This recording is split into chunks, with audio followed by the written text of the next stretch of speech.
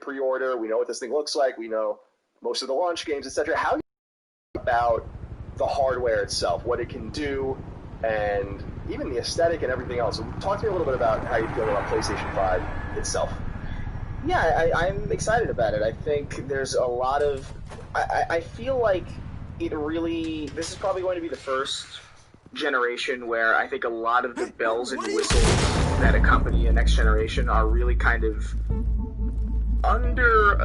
not undersold necessarily, but like not as immediately apparent as things have been traditionally in the past, because I do feel like a lot of these quality of life improvements, like the SSD based, architecture, is like I feel like that is something that really can't be conveyed too well in marketing or like in a second trailer. I think actually Ratchet & Clank probably did it the best. We'll be out of here before anyone can like, stop us. Oh, you're seeing like levels load instantaneously, and this is clearly something that you haven't seen quite like this on any other machine prior. But I feel like I'm really excited about those quality of life changes, because honestly, I don't really need graphics to get any better.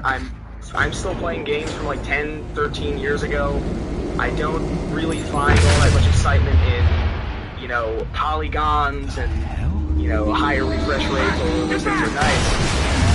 I really am excited about what the SSD can do and like those smaller quality of life kind of upticks that we're going to see. And aesthetically, I've never really cared that much about console aesthetics. I know that you're also kind of in that camp, Yeah, I am. We'll talk about that in a moment, because someone actually did write in specifically about that, and I am curious to talk a little bit more about that, because the consoles look so different from each other this time around. But yeah, from my point of view, I'm excited. I was talking to my sister and my brother-in-law about this, and I think I mentioned on a previous show that I buy PlayStation consoles, obviously, for my nephews, as I've discussed, but I want to give them this one for Christmas, but I want to give it to them the day it comes out, because they've never really experienced a console launch before, and that's kind of one of the things that I'm most cognizant of, let's say, is that this just doesn't happen very often. When I think about PlayStation 4 being launched, I was like almost 2 years away from quitting IGN when PS4 came out. Yeah, so it's a long time ago. I wouldn't say like a year and a half. And it's a lot of time has passed since the fall of 2013. So just from that excitement point of view, it's cool. It's cool to be an adult with a little bit of scratch, like many people listening to this show that can go and buy this console and be part of it, just like we were part of it with PS4, or I was. And it's kind of nice also being kind of on the periphery of the industry today, as opposed to being in it. So I don't really have to worry about all of this just extraneous coverage and preview coverage and kind of threading the needle so you don't insult anyone. You don't really know how the games play, and kind of got to give a little bit of leeway to launch hardware and launch software and all that. So it's kind of nice to just be on the outside, experience it with everyone else. And I'm really looking forward to getting this thing in my hands on November 12th. But I got to be honest, just not only with the hardware subsection, but just generally the feedback we've gotten from the audience. And consider that the audience is a subsection of most hardcore group of PlayStation gamers around. Keep doing this. I think it's an interesting anecdote that people seem to be pretty neutral and muted, if not everything you've a little bit negative. It's not to say that people are excited, that some people are really stoked. We try to include as much of that as possible. People will keep great news on what's going on here, but I don't think people are super amped up about this console right now, which is in one way surprising, but in another way, especially considering the year it's coming out, not super surprising. But Digitaco wrote into us. We'll start with him. How'd he go? He wrote into us on Patreon and said, I'm really excited for this generation. It feels like a real generational leap. Thanks to the ray tracing and solid state drives, which Chris had mentioned. The PS4 and Xbox One generation just felt like more of the same from the previous generation, with just slightly prettier and longer games. The best-selling games of this gen have been Minecraft and Grand Theft Auto 5. Both of those are games that came out on PlayStation 3. Other than that, it was mostly sequels like Uncharted 4, The Last of Us 2. I'm so excited for PS5 and Series X and the potential they have and the shorter load times. He makes a really interesting point that we're playing just old games by volume much more than new games, even on the newer consoles. He brings up Minecraft and Grand Theft Auto 5. Minecraft is 10 years old, Grand Theft Auto 5 came out in 2013. I kind of feel like those games will probably be the next best-selling games in the next identifier of sameness. But how do you feel about what Digitago here is saying about circle up. the leap being more substantial and the games maybe being or resembling more of this substantial leap? Because again, it's a little bit different. We haven't had the usual, but we wouldn't have gotten that anyway. The usual hands-on time and the previewing and the very deep access that media and journalists and YouTubers would get to the console. Yeah. So it's a little bit unusual from that perspective. You don't really know what this thing can do, but are you optimistic that we're really going to see revolutionary new products on this machine? Because I just don't know that I feel that yet. I mean, Godfall looks really, and we'll talk more about the games later, but Godfall looks really generic. Demon's Souls is literally a remake of a PS3 game. Yeah. So I don't know that I really see us getting different. I know you're trying to create a myth right off the bat, although that's kind of what I would like to see ultimately. You don't turn yeah, no, into a I mean, monster. I think the games that we have at launch, they're kind of, they're standard kind of launch there, you know what I mean? Like, I don't think there's anything for either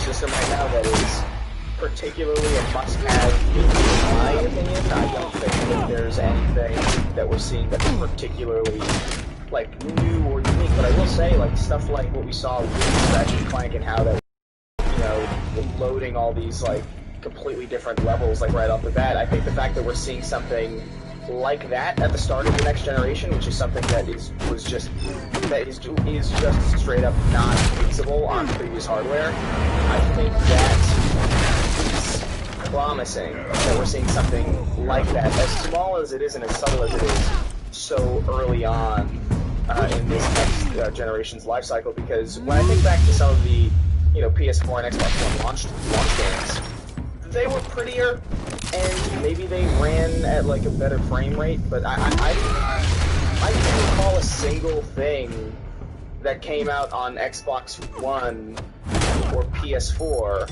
that I didn't think could have just come out on PS3 or 360, but maybe just looked a little Behind worse. you, big boy. Maybe something like the collection. Like maybe like on the Xbox side, maybe the Halo Master Chief Collection probably was run because it's running like 8 different or whatever. But as far as like new experiences, I don't think I really saw anything in that generation that was like mind-blowing, except for like maybe when what was it, Killzone that had the immediate start or whatever? Yeah, that was Killzone Shadow. Yeah, that was it. Stay where you are. That was the last time. You're under arrest. Yeah, I love that. That felt so futuristic. Yeah, and it was just gone immediately. So like I think that is You're to be intimidating, you're succeeding. People are sleeping on the impact that a Criminals are becoming afraid of you, so are the for police. software It's a going scare forward. tactic, It is a huge leap, and it is probably the biggest leap that we've seen in a long time, generation-wise, because it is so fundamentally different than what came before. To the point where, there's a lot of... So far. I know on the Xbox side of things, they were like, hey, you know, every game that comes out on Xbox Series X or whatever is going to be on Xbox One. I was wondering if well, except for like all of these. You broke the law. You know what I mean? Here I am. And I think that's for a reason. Shit. Sure. The law. It's a good point. Don't tell me that's why I don't know if I want to say this when we talk about games itself, but I'll just say Squeeze into a suit, that I'm a little tie on a surprised that cape. Sony, Most people dressed and up again, like this is that end up unique in here. Arkham. Who knows what the intention was? But they're just Gotham not needs a showing hero. anything Someone unique to about hunt down the people console like from a you. game So that perspective, makes even me from first or what? second party. You don't That really see sounds fun. anything that unique and new. Gotta And I admit bring it, that up though. only You give a because good if you chase. remember when One day you PS4 might was actually revealed, Dreams catch was me. one of those games. It wasn't titled yet. Yeah, Don't you Media know not to Molecule was corner making a something, and they had a really It's weird dangerous. presentation with a guy Then let's using put like you in a marionette cage. strings with the PlayStation Move controller, and Bring it it back. just, even though it first of all just came out like a year ago, and second of all that it's really not doing very well at all, which was predictable. It at least was like, well, we're trying a little something new here. So I feel like the approach was a little safe, but I don't know if that's just from the result of this year and the unique kind of challenges this year has brought us. But there's no doubt that I'm excited about a lot of these games, but they're not very different. We'll wait for the games vertical before we talk deeper about this. Yeah. In the meantime, though, Chris, Kyle Todd wrote into us. He brings up a really good point, and I don't know that people are really talking about this as much as they should be. He says, hey, CNC Podcast, back for the first time writing it. I'm all in on the PS5 after securing a pre-order by staying eagle-eyed and persistent. I don't know how backwards compatibility works some of the PS5 owners selling their PS4 Pro in the weeks before the PS5 is out, because they were getting some funds. And I think I'll keep your PS4. I can't wait for faster load times, frame rate increases, and all of the other UX and UI upgrades that come with the new generation. But I hope we'll be getting a glimpse of soon. If the jump to PS5 is anything like the jump from PS3 to PS4, then we're in good hands. It's over. I wouldn't be so sure. Kyle brings up a good point, Chris, in that we're 6 weeks out. We don't even know what the cost are, what this thing looks like when it starts up. We have no idea how any of this works, and I'm of two minds with this. Maybe they're just still working on it. I mean, this is going to be a firmware thing, and they're going to have to patch it probably pretty persistently in the beginning, so it could be that. The other thing is that, and this is my fear, is that it might not be very different from the PS4s. Now, I don't know that it has to be. I think the PS4, I use the PS4 every day for hours. It's awesome. I love the PS4. I love the PS4 interface. And Kyle brings up the jump from PS3 to PS4 in that respect. It was a quantum leap in terms of usability and speed and all that kind of stuff. Like, I still say this, I can't believe we used the PS3 and just had a straight face. That thing it was like ridiculous when you go back to it.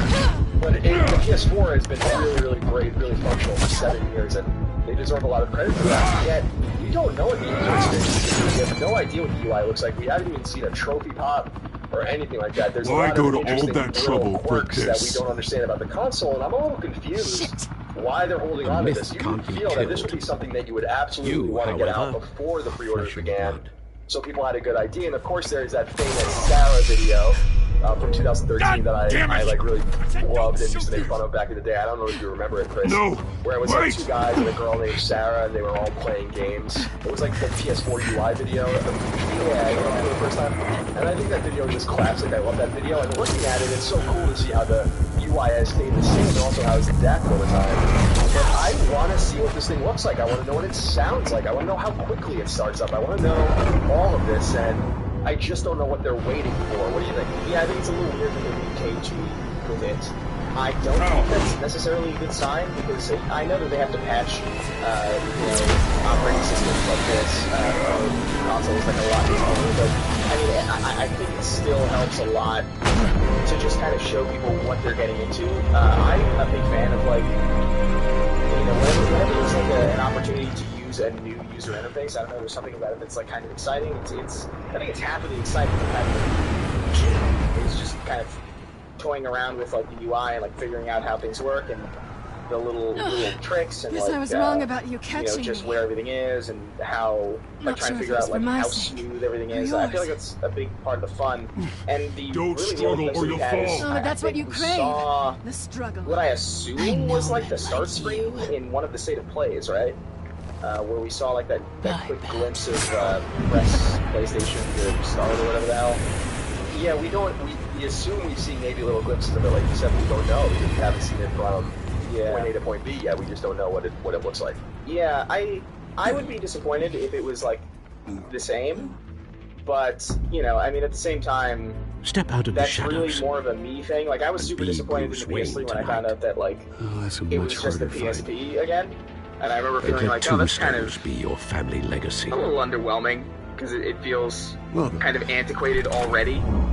Because it's just using this kind of firmware that we've already seen for like the last couple of years. Sure. But I don't know if it necessarily has to be all that different. But I'm with you. I'm super curious about like the sights and sounds of this thing. Because I don't know, just the amount of Thank you, everyone. At this point. A humble district attorney like myself is not used to such a ringing endorsement. Even one who cut Gotham's crime rate in half. I will say this, and we're recording this for too long. This city has burned with corruption corruption and greed some other under way Mayor Hill's clarified, authority. but Push Square is reporting right A now vote for Harvey Dent on a rumor is a that vote to Yakuza finally Like a put your Dragon's foot down. PS4 save Together, will not work on stamp out the PS5, fire and its and PS5 save save will our not great work on city. PS4. So I think Sony is still hiding a lot about only Mr. Wayne, things, my including maybe campaign's not being largest able to actually backer, bring your could have heard saves that over. applause, he would Which, well, there he is. Fashionable and fashionably late as always. I hope that's hi, hope Bruce. that's true. Just because that's so dumb. I think it's true. That sounds like Welcome to such Wayne Manor, a. everyone. quality of life thing that's so important, but also it sounds small enough for them to be like, oh yeah, maybe we didn't think about that exactly. Thank you again, everyone, for because your I feel unwavering like support. This is kind of the difference between, and this is kind of what's so exciting about this new generation now, is that every single manufacturer is doing something just completely different, and it's probably the first time that I've seen something like that in a long time. Mr. Wayne, I feel like maybe like thank you for opening honestly your like house the to us. 64 and the PS1 was probably like the last time this is the biggest that I felt like Gotham, machines but were I don't this think you got lost on your way here. Because ever since then we've just had like, here's a set-top box that plays video games and brooding DVDs, billionaire angle. Sure, yeah, you're absolutely right. Nice with the donors, but now it's like, oh yeah, here's this discless thing. It's a subscription box. Oh hey, here's a standard kind of, congratulations, you almost missed a new generation. You are here's pillar of the city and my looking campaign. Forward, never looking back, whatever. No, fuck your old saves. You're on the new machine. Your new saves. No one came and then here you got tonight Nintendo to see over there me. doing the weird hybrid shit. It is cool. Bruce Wayne, am I right? That is something that I would. And I can see him just fine for would not be surprised by if they just completely locked the door on saves, kind of entice potential donors. Just people pushing to the new, specifically the new with a gen. mouth that's yeah, we'll see. I mean, that's just speculation right now. It is speculation, but it does sound very Sony though. And yeah, I agree. Enough cash and votes to help figure it out. It's funny you bring up the PSP and the cross media bar with PS3. I did like how Sony did have this idea. I think even with some of their TVs of trying to unify the way everything looked. Once I've turned it's a nice idea, but it's not really what people want. Yeah, they want something new. All I need is a decent it never works in it's always like a nice idea on paper, but in practice it just gets confusing and like lame and really boring really quickly. It was like the same thing when Microsoft tried to merge Windows and Xbox with Windows 8 back like during the Xbox One. They had like this weird merging where it's like, yeah, everything is tiles and it's like, together, all right, well, it's all very, very bland and boring now, because everything I'm using is exactly the same. That's what I want too, Harvey. It's a very Apple. How rough it is out there. It's a very Apple kind of thing to do, and I think people like machines and services that aren't Apple specifically because of that uniqueness. So, sure, I don't know. Jay Stutz wrote into us 94 on Patreon. He says, hi, Colin and Chris. I'm a bit concerned that we have not seen the PS5 up and running, and we talked a little bit about this. He says he's interested in the UI and improvements to the PlayStation Store, download speeds, and so on. That's what I really wanted to get to, Chris. He says, Mr. Wayne, do you think we'll get another March 30 power hour before the PS5's release? I've not been able to get a pre-order into the PS5, and right now I'm almost thankful that I haven't. If PlayStation stays quiet until release, I may just wait to see what the people have to say about the aforementioned features. I don't know Thanks for Mr. making Dent the best gaming podcast out there. Thank you, Jay Stutz. But I trust your Chris, you had brought this up, and I know that Dustin brought this up when he was on episode 117 as well. After all, the improvements to the PlayStation Store, and especially PSN download speeds, which are notoriously slow. I have no idea why they're so slow compared to just downloading on Xbox or just to your PC. That's what it's going to take. A little strange. They're throttling back there. Not just me, not just Mr. What do you expect to see out of the PlayStation Store and out of download speeds and all these kinds of accoutrements that are really important? Do you think that we'll get a more positive experience now that they have a digital-only console?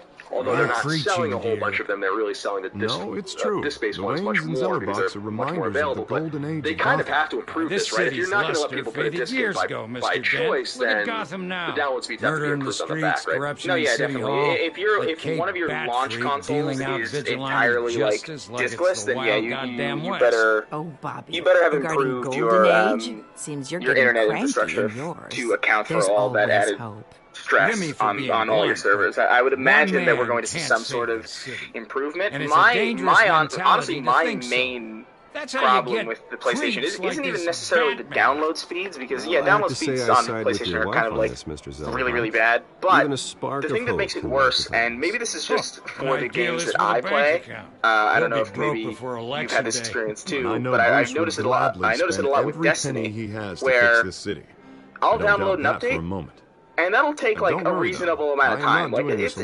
it'll be longer than PC and Xbox, but like not to the point where I'm like frothing at the mouth, you know.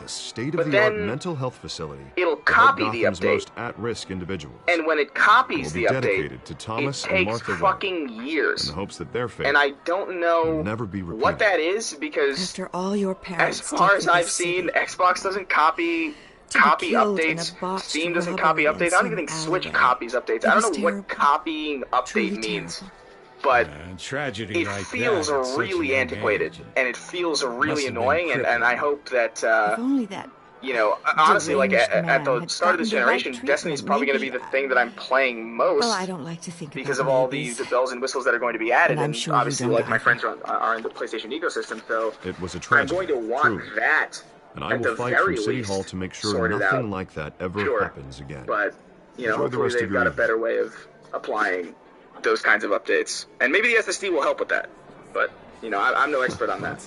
Yeah, I hope so. We talked a little bit about that on episode 117, and the SSD obviously brings this whole interesting dynamic. Some people are really concerned about it not being enough space at 825 gigs out of the box, because the new games, I think Miles Morales is like 50 gigs, and Demon's Souls I think is 70, so that's apparently, you know, you're filling up like 20% of your hard drive already, although I don't think it's that big of a deal in that respect. I am more interested in the download speed stuff than just what people say about how this, people that know a lot more about tech than we do, how they say it works, because as I understand, the part of the reason the PS4 does that weird copying thing is the same reason why the PS4 really demands that you have twice as much space as the game is in order to download it. I don't know if people have noticed that if you have like just enough space to download a game, it often won't download, and I think the reason is because it's copying like some sort of package or some sort of zip file that it then extracts, copies, and then deletes the old he certainly doesn't have any cache.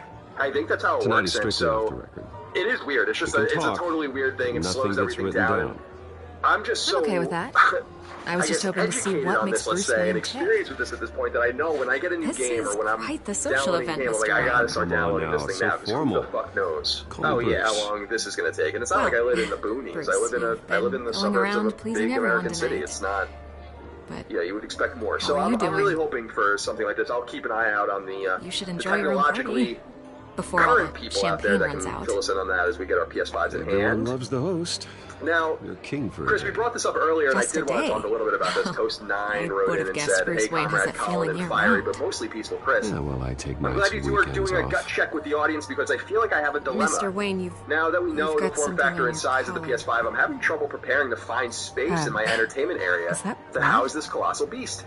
At this point, I might have to install a wall-mounted shelf just to save space for the rest of my consoles. It also makes me wonder why Sony opted for the curvy wave design of the console if they already knew how big it was going to be. I've been hoping this design would draw me over time, but now I just wish Sony went with a more conservative design. How do you two plan to house this console? Another guest. I've never really been particularly fond of the way this console looks, especially compared to the Xbox Series X, which I think looks elegant and like the evolution of a console that should be in your TV. And it's so funny campaign soliciting votes from Gotham's biggest because I was watching Sunday Night Football last night, just looking at my TV, looking at my entertainment center, and I'm like, where the fuck am I going to put this thing in? Because the PS5's huge. It's huge. I don't know if you've seen pictures of it. It is huge. It is a big beast of a machine, and it makes me anxious. I'm already anxious for them to redesign on the controls enough votes to get me into City Hall. Toastai makes a good point. If you know that the form factor is already going to have to be so big, it's in the service of a better Gotham for all of us. Bigger? Because that's what they did. They essentially made the thing even bigger than it had to be by putting these little offshoots and accoutrements on it. I'm not crazy about it, and I don't really want it in my entertainment center. It doesn't look. It looks like some sort of weird Star Trek future tech that I don't really want. Just make sure this one doesn't out there. When I look at the PS4 Pro, I'm like, this just looks like a nice little black machine. Fits. I don't want people staring at this thing, you know? I think that's what I'm saying. What do you think? You said it's not a big deal to you, but you know, I've been in the market. I like the way it looks. Decent walk-up, like, sky-high ceilings, plenty of room for my car. I'll say this. I like the way it looks. I think it looks neat. I also think it's very loud and demanding. You know, I feel like it is going to command a lot of attention, which I guess is kind of the point. Like, you know, it's actually kind of smart marketing if you think about it that way. Where it's like you go to somebody's house and you see that and you're like, what the hell is that? And you're going to ask about it. And I don't know, maybe that's a whole other way of advertising as opposed to having something that kind of melts into your display and something that maybe people might not even notice. So maybe that is something that went into the design philosophy.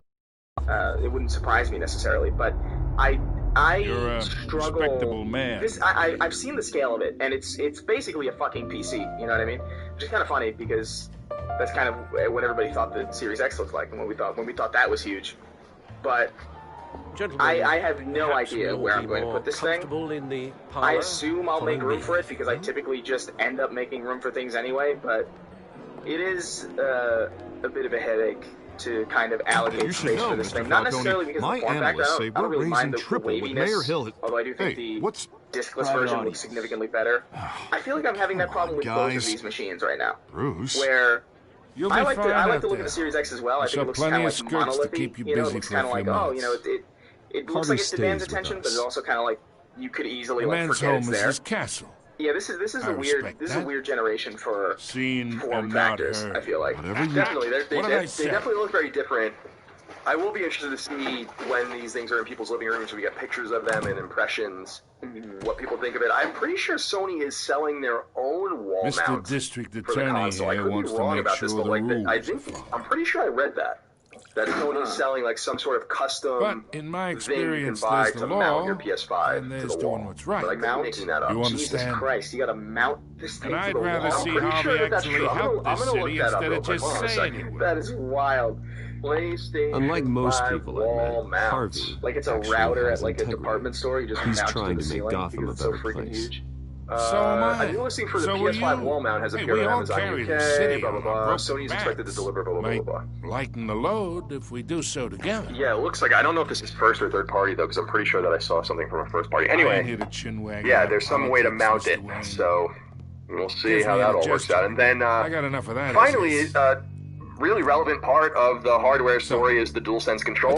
let's And talk Rupak wrote into us and said, "Hey boys, hope you're keeping well. This one's straight from the gut. I just can't shake this feeling.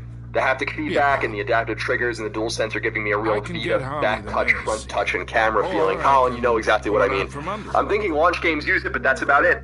Hoping I'm wrong, but we'll see. Keep up the great work. Thank Whatever you, happened Rube, to for writing being a in. Chris, how you gracious feeling about the host? DualSense? What's your gut telling you about that bad boy? Okay, imagine. My gut's telling me This that I'm is probably me. gonna break it. And these are all I feel like my friends. with so much technology crammed into this like businesses, restaurants, thing that clubs, is kind of docks, that is kind of unions, like politicians. designed to be manhandled. I just feel like it's gonna. I feel like I'm gonna knock some crucial component I out of make place. them Like all I drop move. my controllers from time to time. I wanna keep you know what I it mean? I think everybody does. If you're a controller, it slides off the couch, it That's slides off the why I table. keep Sometimes you're bringing like it back to your you, lovely you're home. opening your laptop on the Hoping table and to you make push your a new laptop friend. back and it like falls off. One These who things can take help abuse Mr. Dent like a see lot, the and light. it's kind of If need be. imperative that they Between your businesses remain and mine, I as bet we employ close half to the the city. cheaper side as Oh, I'm possible without everyone's friend. Which implying means you really a know huge loss in Pick a durability lane and functionality, which is why I before you think have a I think head-on $60 is about that price, where it's like, okay, that's a You good listen to me, that's a kid. good amount of I money know to spend somewhere on inside a that tuxedo on a you peripheral that understand you're going to the use to situation. play every single thing that you're going to play, Money and gets presumably money. that will last you a decent amount of Risks, time. the alliances, But the I hidden feel like this thing's costs. going to be like Your $80. father I knew feel which like hands to shake. it's going to be so jam-packed with this weird like tech that it's just gonna I have a feeling I'm gonna break it. And as far as like what its use in software and as far as its use in next generation games, I do feel like it's probably going to be more of a launch game thing than anything else, and even then I feel like it's probably going to be relegated to third party. Master Bruce, Not all that similarly to the touchpad on the PS4, where you saw it a lot in the beginning, and Hey, but I most third appreciate the parties hospitality, kind Mr. of Wayne. didn't bother with it. But But first party still kind of stuck with it. I don't like think Days I'll put Gone an used offer it. on the house. The Last of Us 2 A used nice it, guy right? like you should have a Ghost of nice Tsushima place used to it. live. Yeah, I'll be seeing you, Bruce, I think the haptic while this feedback city's stuff still is standing. going to be persistent. I feel like it's going to be something that's going to be taken advantage of throughout the generation. I think it's just going to go away. But I think it's going to fade out of the third party radio goes away. Because who really needs the time? Like, who wants to spend the time, like, figuring out, like, oh, how's Triangle going to feel? You know, like, fuck that. It is a lot of work if you're asking a developer, especially a smaller developer, to really make this thing feel special. I am interested to see what First Party does with it. We do know that, by the way, the controller will cost $70 in the US. Oh, really? $10. Yeah, so it's a $10 increase. Standard $10 increase. And that's really going to depend. If you go to Amazon, you see controllers, I think based on availability, that you could gotten cheaper or more expensive. I got a controller, my orange and blue controller. It's before me. They released that anywhere in the world. They released it only in the Middle East. I remember it, and I actually bought it in the Middle East. It was big, the Islanders color. So $70 for the controller. I'm kind of curious about it. This comes back to side by side with the Dual stuff. The DualShock 4, this thing's bigger. And I don't know if I want it to be bigger. And so we're not getting into territory or anything. We're never going to see a controller like that again. Or the on, but it is getting like it's getting bigger and chunkier, and I don't know if they really need to do that, and I'm a little disappointed that I feel like they felt like they need to kind of reinvent the wheel in some way. It seems like the biggest evolution away from tool shots you've ever seen that. I understand that comes from the game, but I feel like Tool Shock 4 is a pretty great controller. I don't think it's as great as the Xbox One controller, and especially the Elite controller, which I'm quite fond of. I'm really curious to see how this thing feels, what kind of effect it has, and to the point, a lot of breakable parts in it, and most parts come with weight. So if you drop something on your hardwood floor on a tile floor that's heavier, it's going to break. See what she was really after. So there is that concern too, and I wonder how durable it is, because remember, of course, DualShock 4 had a really notorious problem in the first wave of DualShock 4 controllers where the sticks were like unraveling. Now, I never had that problem, but it was so weird, it just depends on how you play. And people still have a lot of different problems with their DualShocks to this day, although it's not as bad, I think, as it is on Switch. So we're going to keep an eye on that as well. We have questions too about the camera and other things. Of course, the PS4 camera will work with apparently a free adapter. We don't know how that's going to work, so there are some hardware issues with PSVR's functionality. A lot of people are going to be plugging in data routinely to see how that works. And so lots of hardware questions to consider. Seems like we got checked. It's pretty well spread. Maybe you guys already know about that. So I want to talk a little bit about the price of the console. The console will cost $499 US for the disc drive version and $399 for the same price as PS4 was in 2013 for the Spare discless grapple. version. We know that games Can't will believe cost I let her take $70, depending on who's publishing. Some of these games will be $70. And some other The test run at the mayor's office was a success. How are you feeling about the price proposition for this thing? We've already had sunk our money into Should it. see if I can refine the edge. But Could how be are you sharper. feeling about the price now? You've had a time to reflect on it. We know how much the competitors cost and all the rest. Yeah, I Deliver a jolt or knock out electricity in the area. I suppose that Catwoman would have preferred the latter. The newest edition. You can program it to reveal trace elements in a confined space. It's probably the only game about this next generation in general that I feel kind of almost unanimously good about. I really was expecting like closer to 600. I really was. It's just the solid state drive alone is like insanely high tech. Like that's not cheap shit. So I mean, I feel pretty good about the price. I do too. I'm not going to make it a column with rifle. The suit absorbed most of the damage from that gunshot. I've got to protect my back, even from the police. Price point consistently and without fails in your consoles. Revealed and wired, and the reason was Holographic lenses, voice modulation. Wayne Enterprises really outdid themselves with this version. Sony can't charge $600 for their console. It's just a price that has too much baggage for that brand. It's just, they can't do it. We fell off a I think building that for even if they this. were going to sell it at a loss, they could do it. But what we really know, at least from reliable sources like at Bloomberg and others, some Japanese newspapers as well, is that the price of manufacturer is $450. We don't know if that's for disc or discless. I assume that's for disc. That means by bringing in the market and then legislation that would have dismantled organized crime in the city, probably selling this thing at cost and not for a little bit of a loss. Gotham's And I chance think for a that's probably safer what they want to future. do, because the console can't theoretically Maybe that's get any more because the expensive rumors of Hill's than it is right now connections to to make some of Gotham's most notorious mafia families are true. that the console is going to somehow become We $100 don't more need expensive. another gangster running the city. We need a crime-fighting hero And really with over big 200 profit out of it. successful So convictions I'm comfortable with the $500 price point. I think the $400 price point for the digital version is even better. I know that some people are a little bit scared if you're a PlayStation fan of the $300 price point for the Xbox Series S. That's what it's called, right? I can't keep all this shit. I mean, I don't know what they were thinking with these names at Xbox, I gotta be honest. So we just throw that out there. But the 1440p kind of console is a half step.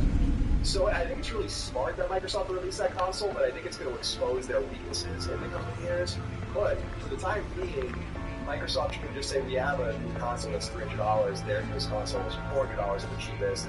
And if you're explaining, as the political saying goes, you're losing. So I think that Sony having to say, like, well, but it's not a really powerful console. I just think that's going to be lost on a lot of people. I don't think they're going to care, which is why I think that Microsoft's in a really great position to maybe even sell more of these things out of the gate, depending on how you're counting all the consoles cumulatively, although I don't know for sure. But yeah, I was gonna say it's kind of like this weird pincer kind of strategy where they're meeting them on price for the high end and then they're undercutting them on the low end. So they've got this weird kind of claw around it. For their $300 machine, or their $400 machine, probably not going to be as successful as it would have otherwise. I'm sure if they hadn't had the same price. So I think it's very, it's going to be really interesting. Really interesting to watch. Absolutely, I'm so excited to see how it all pans out. But Bill McNeil did write into us. Let's find out what so important. He just says, aside from having the newest PlayStation console, which undoubtedly only happens every 7 to 10 years, not 10 years, but not 7. Let's say 5 to 7. What's the reason to actually buy it at launch? I just can't think of one. Wayne Manor has 7 bedrooms, 2 kitchens, a library, a gymnasium, a basketball court, and a movie theatre. And yet I always find you here, in a dark, damp cave, in front of a computer. I'm more at home here than the rest of us. Then we should build an 8th bedroom down here. Sure, I can see the headlines now. Bruce Wayne, billionaire, entrepreneur. Quite an eclectic resume. Did you find out what that Catwoman tried to steal? In the process. What are we looking at? Let me try a different angle. So you're buying them because you want them. There's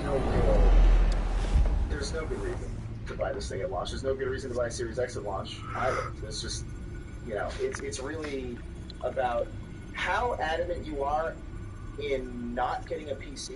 This is a map of the East Side Shoreline. How adamant you are in getting. But it could mean any number of things. Possible money, weapons, drugs. Everything flows through that port. Maybe it's where Mayor Hill picks up his dry cleaning. I think it really is all about performance. Can't make sense of it yet. Life changes. There's still plenty of files to decrypt. Biggest appeal to these new machines. And in the meantime, there's a ton of games that I'm looking forward to. I saved you what I could. I'd be lying if I said I wasn't really the same couldn't be said for the bar. I had to literally pry Mrs. Zellerbag away. But you'll be pleased to hear everyone has left, including Mr. Falcone. That's something that's exciting. I would have been tempted to be far less polite. I'd recommend leaving the fistfights to your alter ego. Bloodstains are much harder to remove from a tuxedo. Yeah, thanks for the interruption. I can't think of well, it wasn't for you, Bruce. I was worried I might drink all my good scotch. For the record, your father despised men like Falcone, thought they ruined Gotham's stellar reputation. Back when it still had one? Sure, and I it can again, Bruce. Just being there. Though people like this Catwoman aren't helping. Right, exactly. And is she new to town? I've seen her before. All that, but for most people she's just a tourist. They don't want to talk to anyone, they just want to play. And I'll check the codex. Identify that. And we'll talk about it more with the games when we talk about them next, but I actually agree with you. I don't know that there's anything to really run out and get, and I think that's specifically because of what Sony's strategy is with some of these games and the cross-generational nature of them. But I also want to take the task, and we'll do that again in a few moments. Founder. This idea that this launch library is really great, I don't agree. And I don't agree either by console history standards or PlayStation standards, and we'll talk a little bit about that too. But there are a couple of other things I wanted to get to with this price point question first, and I'll start here. Brian, he brings up an interesting question to find, apparently. And he says, I am bullish on PlayStation for this generation. Break-ins. They still have the best games, the best studios, and Still pretty low. $399. You could learn a thing or two from by far the best value this generation. You can't step outside without it ending up in the news lately. As Bruce or Batman. Microsoft I stay out of sight when I need to. Define Sony needs to start nailing the services aspect of their brand. Whenever Harvey calls, because it's exhausting. After the press conference tomorrow, I'll mark your calendar as exhausting. The media isn't good for anyone's health. I don't mean to beat a dead argument, but no one's going to figure it out. Trust me. I just worry about the next phase of Miss Vale noticed your injuries, so did Mr. Dent. Which will happen eventually. If they put it together with the incident at the mayor's office, it would undo all the long nights and close calls we've endured road to get here. price point he brings up with the digital You're in only the console, I spotlight agree more than with you. ever. That is the best You overall have to be value careful. for machine. I have a job to do, okay? A responsibility to I think this it's city. better value, You obviously, know than why I do this. this For version the of car, I PlayStation presume. 5, although Well, that the car seems to be what helps. most people Oh yes, have. you drive And that they're thing like a getting bat out of hell. availability. But I Don't also men have to worry, say that's that it's a all. little It's our concerning gift and our to have a curse. console One in more this worry for the ecosystem. list. You're Sony, when you are dealing with companies that have essentially infinite amounts of money. Microsoft is paying Google, and Amazon could buy and sell Sony. I thought I saw in 2 this. seconds. In what, 20 years? Last time I saw them, That's something that could just happen. we But were in grade school. Indeed, Sony's a much smaller you company two than were these other thick as brands, and thieves. I'm wondering Oswald, if they're however, able to took that role more balance literally this than ability you. to make money on the front end, which is limited, with the back Son end will investments that will discharge be illegal made in boxing order to matches, make their arms console dealing, competitive prison against stints. the Titans. It's How a do you feel criminal about that grand whole, slam, if that I'm whole using ecosystem the and how it's expression developing, correctly. especially with Amazon's recent Fortunately, you are. announcement Oswald whenever claimed they're he only doing wanted to streams, catch it's up, like no but one even his cares about it. behavior It seems like following no his one cares family's about it to such an extent collapse that I don't even know what it's troubling. called. I forgot already. What is returning now? I don't know either. I'm actually just into this stuff, but Haven't the faintest I honestly think idea. Amazon would have had a better shot if Google had. I think he just wants to reconnect. Criminal record or not, he's still an old friend. A lot can change over the years. If I remember correctly, Oswald was fond of the old firecrackers in the toilet trick. I worry what he's graduated to. Even though you and young Master Cobblepot used to be close, I'd advise you to be cautious. But I know you can't abandon a good mystery until it's solved. I'll be careful, Alfred. When you see what's become of his park, I think you will. As a presence, just because they can never really be like taken out of the game. They can only like lose interest and stop. Just kind of forget that the game is being played. But I don't think that Stadia or Amazon are offering anything that's particularly compelling or particularly competitive to what PlayStation and Microsoft are currently offering. I think Sony's in a good position. They've got the most power. They've got the most popular console. Where are you, probably Oz? the most popular console ecosystem. I would assume, just based on the amount of PlayStations that are out in the wild. And I think that alone puts them in a pretty good position, even when their main competition in Microsoft is so financially just stable and financially stable to do whatever the hell they want, kind of push forever. I think they're in a decent place. I do think they sleep on services, no they're going to get odds. trounced. And I think that's just obvious. If anybody's been paying attention to Game Pass at all, I think people understand that is just like an objectively insane value that Sony would be foolish not to at least speak in some way or provide some kind of answer to. Whether or not that needs to be immediate or not is kind of up in the air, just because of their market dominance. But they definitely can't sleep on that stuff. I agree, and that's kind of the concern. And by the way, the Amazon console service is called the Luna, Luna, if anyone wants to go look it up. But I feel like with Sony, is what you're saying, like It isn't what it used to be. Microsoft, and I said this before, Microsoft overpaid for Bethesda, and I think that's pretty clear, but they can do that, and they can do that many times over. They have the capital, they did it in cash. It's not like it's a leverage buyout or anything like that. They totally cleared their checkbook to get this thing bought, but I just feel like having back-end investment is, like you said, really important, and they're dealing with titans of industry that can do it really well and invest that kind of money, and Sony does need to be, ABC always be closing. You heard him, man. Be closing the deal with their The hell are you waiting customers at all times, and even though it doesn't need to be You're now, making it a needs to be something mistake. that's You already in made one. progress. Coming And as I here. said on episode 117 of the regular show, End him! they bought Gaikai like 8 years ago now. It's time to really Gentlemen! take this next step Oz, with whatever they're going to do. walking, all right? This don't concern you, twerp. You see, that's where you're mistaken. My old mate and I have some catching up more to do. metropolitan areas and areas that The are moment! to various servers Come and here. have Think that'll higher do? internet connections. So something to keep an eye out on as well. And before we move on, Bryce, I did want to read just something from Ryan Shelkowski. It's more Stay down! a question, but he says, "Hey, Fats, This isn't a question, but I have officially jumped ship. I am 24 years old, bought a new house, and I'm having my first child, a baby girl. At this point, I am having to face reality. Used to be a nice place. Traditional way is No lives like you don't belong. Game Pass is going to allow me to keep my hobby at a low monthly cost instead of spending $70 a pop on a new game, and I couldn't be thankful to have this option. Not only is the price affordable, but their AAA titles are available day and date, along with almost their entire back catalog of games throughout all of the Xbox generations. Add that with the console that is technically more powerful for the same price as the Bruce, PS5. you've got a little, deal. Overall, I couldn't be more excited for this new generation of consoles. Good it as feels new. like Xbox is a major competitor again. That was a right little scrap, eh? Nothing kickstarts the system like a dash of adrenaline, eh? Thanks for the backup. I ain't you away from your bloody ivory tower, Bruce. Least I can do is make sure you don't get shanked. Oh, that's very thoughtful of you. It's been what? 2 decades.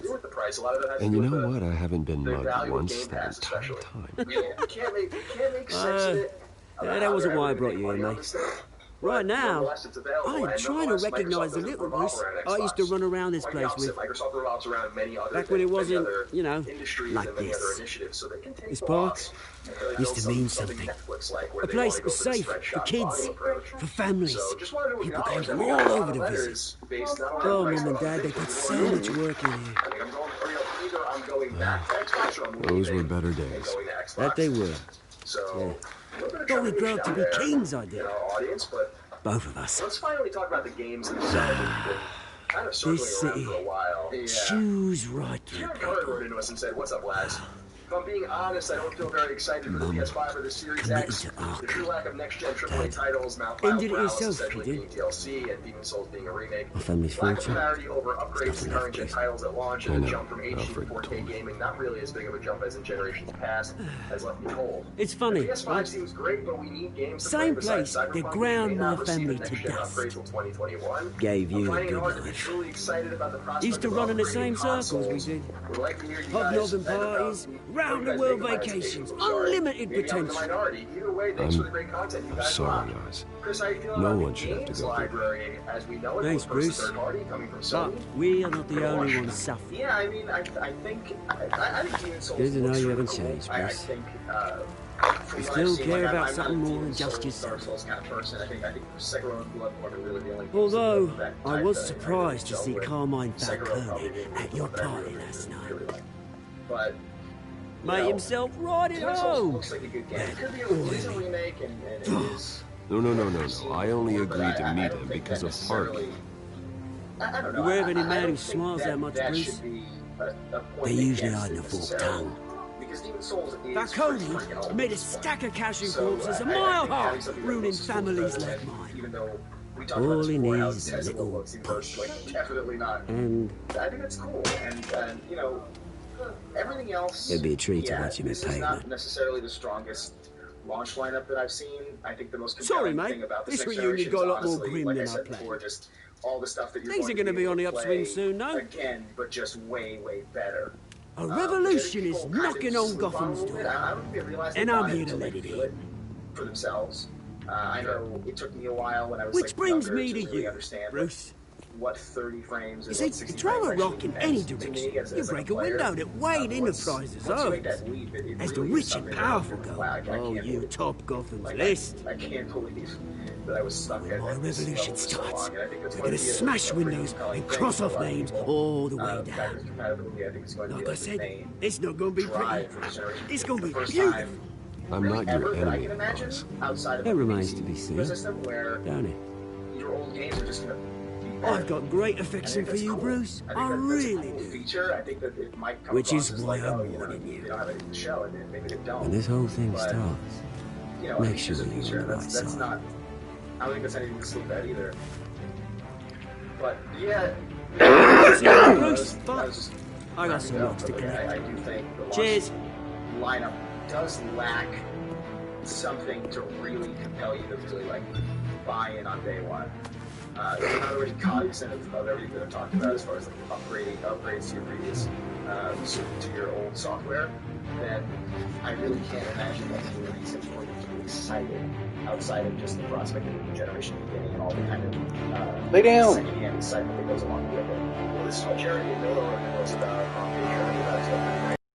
After I told my girlfriend both Miles Morales and Horizon 2 were both coming to PS4 and in all likelihood God of War Ragnarok would also be coming due to how fast they turned it around. We don't have any verification on that, by the way. I don't know that that's true. I don't think that that's true.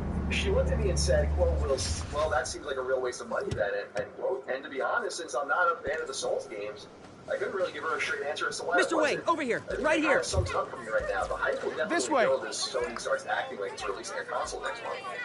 Show this live and show more stuff. I agree. I love the way Jerry put it. Like, Sony really needs to start acting like this is happening. Good morning, everyone. I don't really know what they're doing. And it has nothing morning, to do Mr. with Dent. games that are going to be available. That is what it is. Hey, Bruce, you mind if we swap cars? I mean, mine isn't fast and the paint's rusting off, but boy, does she have charm. We didn't bring you all out here to discuss cars, honestly. But we're here about Arkham Asylum. Ever since it opened its doors, Arkham has been a breeding ground for the criminally insane. Its methods for rehabilitation, crude. Its security, lacking. And the rate of death and suicide inside the asylum itself is truly terrifying. Worse still, those who do get out, or God forbid escape, are even more dangerous than before they went in.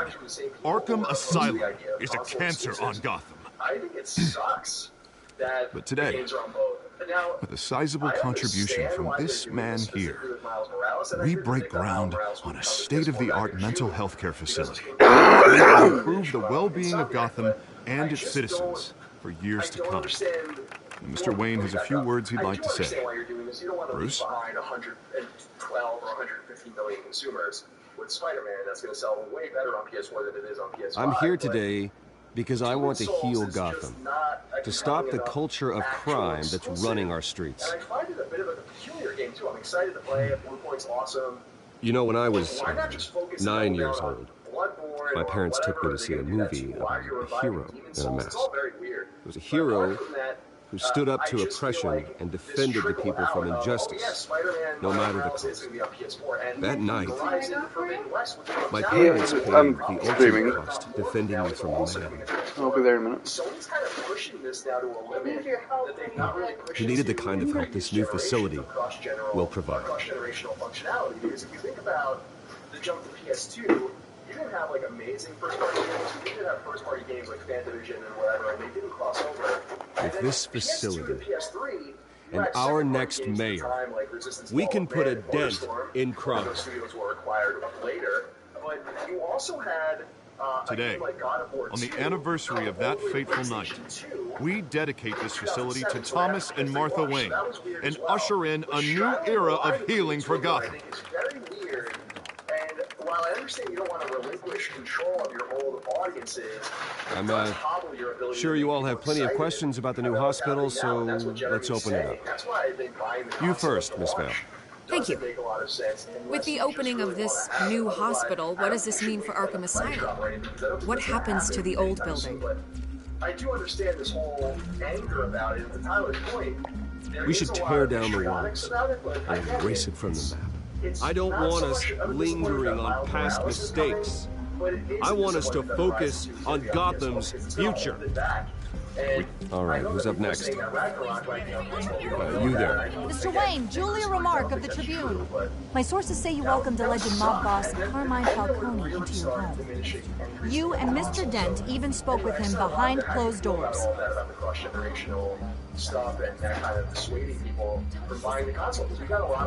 Well, I think Mr. Falcone is a voter just like anyone else in this city. He came to learn about Harvey Dent. You're next mayor. Next question. Please keep your questions on topic, people. We're about the hospital, remember? So that's a huge thing for me. Added exclusive bonuses is just like kind of like. But Mr. Wayne, this morning the Globe received evidence of an offshore bank account managed by Carmine Falcone and your father, Thomas Wayne. What exactly are you implying? Transactions connected to organized crime, going back years, and continuing to this day. The paper trail ties your family directly to the mob. If you have a PC, care to comment? Play all that shit.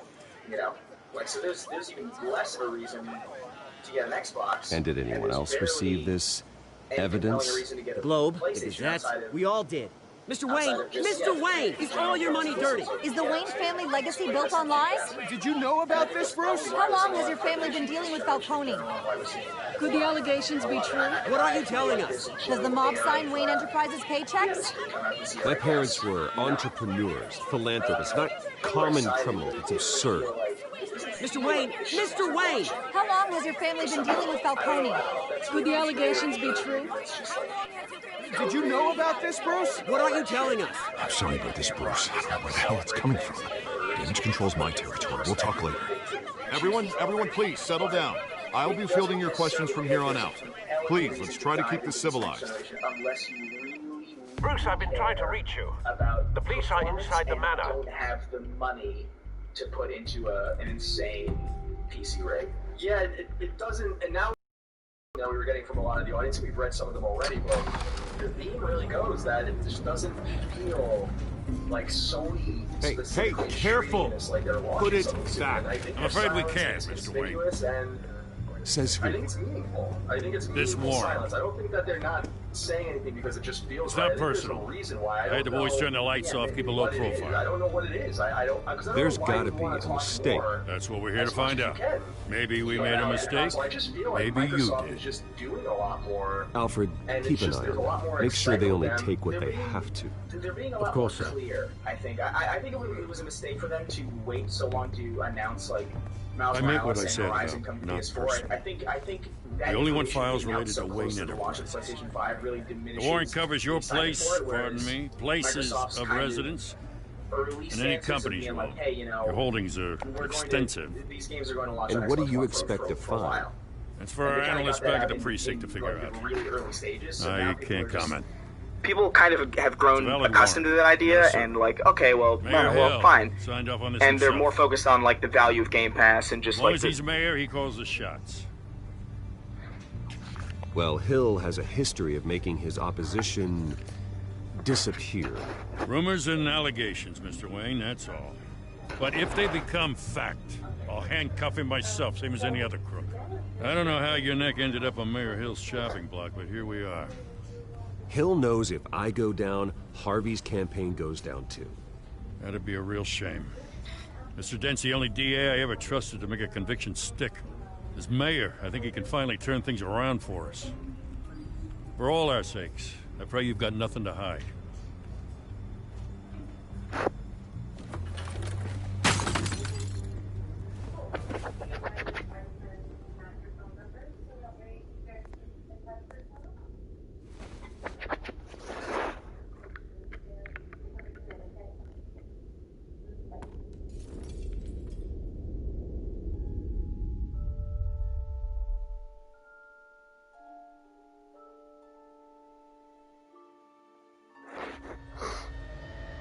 Bruce, stay back! Take whatever you want. You don't have to do this.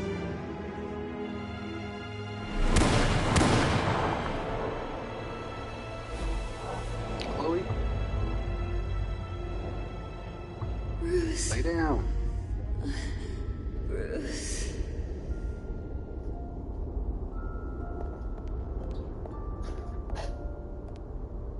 Bruce? I didn't mean to interrupt, but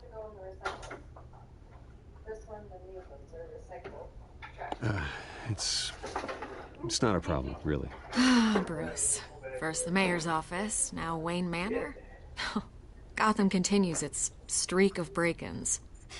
Really going for the record, huh? Listen, Bruce. A scandal surrounding a beloved family like yours captures the public's attention. I can help you get the right kind of attention. Through my connections at the Gazette, I have all kinds of access. I can dig up whatever you need to fight this.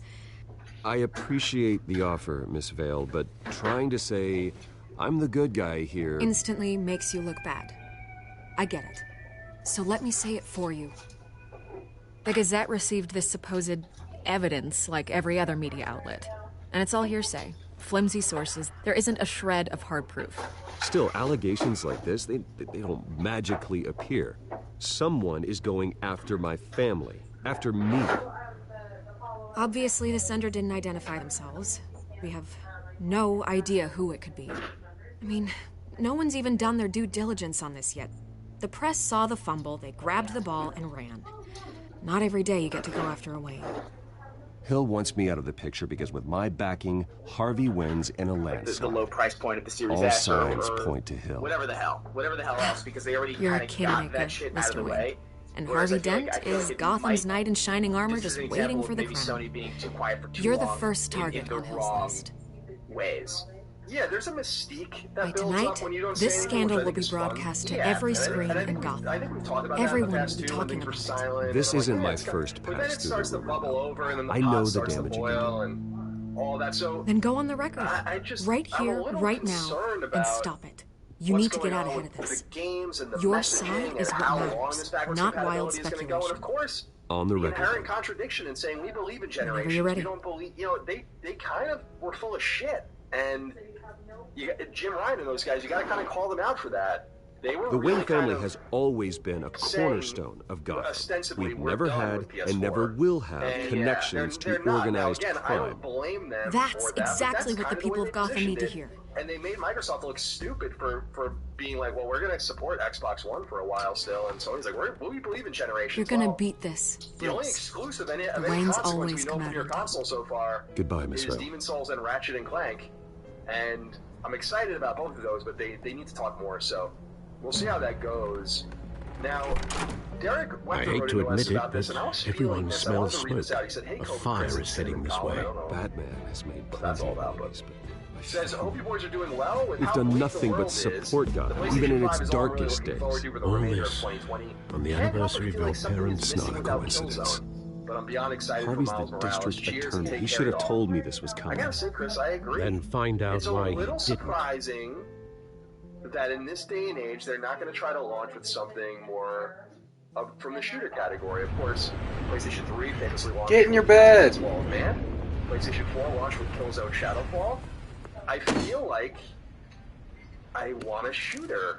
And What? we're going to get one from Call of Duty Cold War. What the hell's going on? But I Wait, don't does know. this have Are to you do with what the missing reporters were Killzone talking right now, about this Chris? morning? I don't know.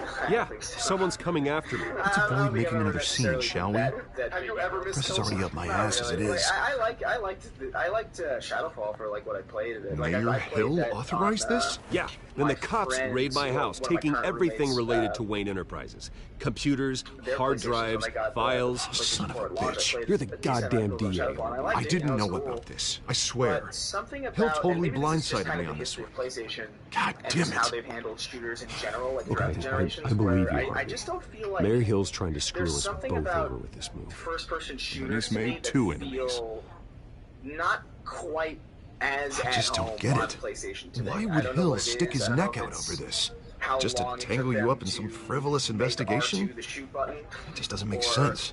I mean, what can he how possibly just hope the to way that accomplish I feel like other maybe than a just the few Xbox cheap controller feels a headlines? little bit more That like is a exactly what I intend to gun, find out. as weird as Easy, that is. Bruce. I don't know. There's something about Oh, PlayStation God, what 4 a where mess. most of the games that I Bruce, really I like wish on I could just PlayStation make this go platforms away, are but I'm not sure if I not can. first-person shooters. If I I played get in the Destiny way of this on investigation, PS4 because Hill would be my able to friends all spin it play as a on it, but conflict of interest. I do think And that wouldn't be good for either of us. I just don't really view it as a would shooter machine. jeopardize the entire Resistance was campaign. really cool, and I want to see that again. Ideally, I would have liked to see Hill a cannot Resistance, get away with this. trilogy. It may not be a war we can win. remastered for PS5. The I thought city that would would be have been behind sick. you, Harvey, just But, like I am. Evidently, Insomniac Hey, you? doesn't know what Sorry. tweeting I got a fake habit of being memes late. about a game No, that's no, like just a decade glad old you made it. means. But persistently doing it. It's so sad because I think that would have been really cool. I think it would have been an opportunity for them to have a shooter at launch, one that was like storied. You didn't tell as me far you as were like bringing a PlayStation friend to goes, and dinner. one that probably could have. This is Selena. With taking advantage of SSDs. I hope I'm and not getting- interrupting anything. probably smoothing out the original experience. I think it would Just have been really election cool. nonsense. I concur. Harvey I still never mentioned you feel before. like maybe Oh, it'll happen. really? Otherwise, it's just like That's one of the social interesting. media people What was over your there name doing- again? I actually know the guy who It's leads Selena. that team, James Stevenson. Selena What are you Kyle. doing, James? You're annoying me. Send an It's a strong grip you've got there. voicemail. I will do that. Don't worry. I will do that.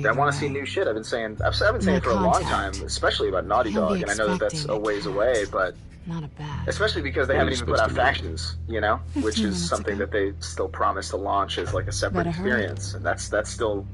We have no inkling of when that's Everything coming. Okay that, here? maybe that might be a surprise that they're holding on to. Who knows? You tell me. That could be a cool, I have my like people day one working kind on of thing. But I We're really gonna doubt straighten it. everything out. Yeah, that would be sweet. I feel better. That would be really smart. But you know, I would love to see. Sorry, but I've got to run. Naughty Dog So do soon? something Aren't you gonna more stay for a drink? stylized and more. Yeah, Bruce. Stay for You know, a drink? fun and I'd love to, and just but sort I've of like got another more appointment of a and I video really game don't want to kinda- be late for it. Oh, all right then. Don't forget to change into your suit. Batman.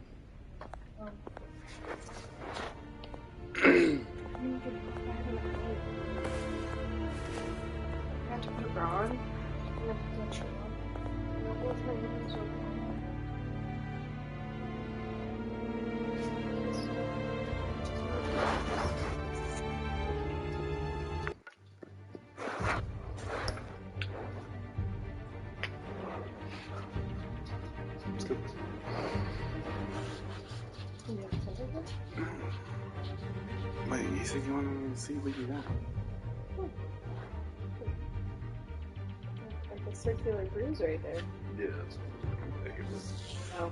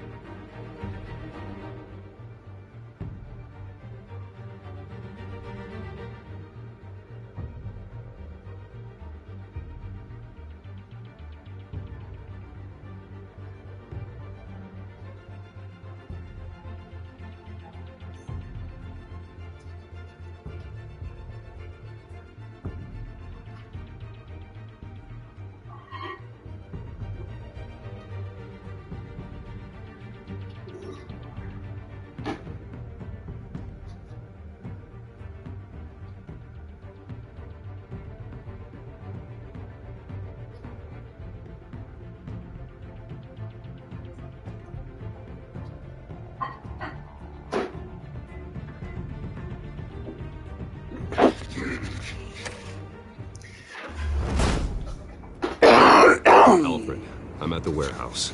No sign of Catwoman's contact. It's quiet. The sound of an ambush. Stay on guard. A deal. Like, I think it would be really interesting to see them kind of, not necessarily go backwards, but kind of go forwards in a completely different way than they have been for the last, 13 years? You know, I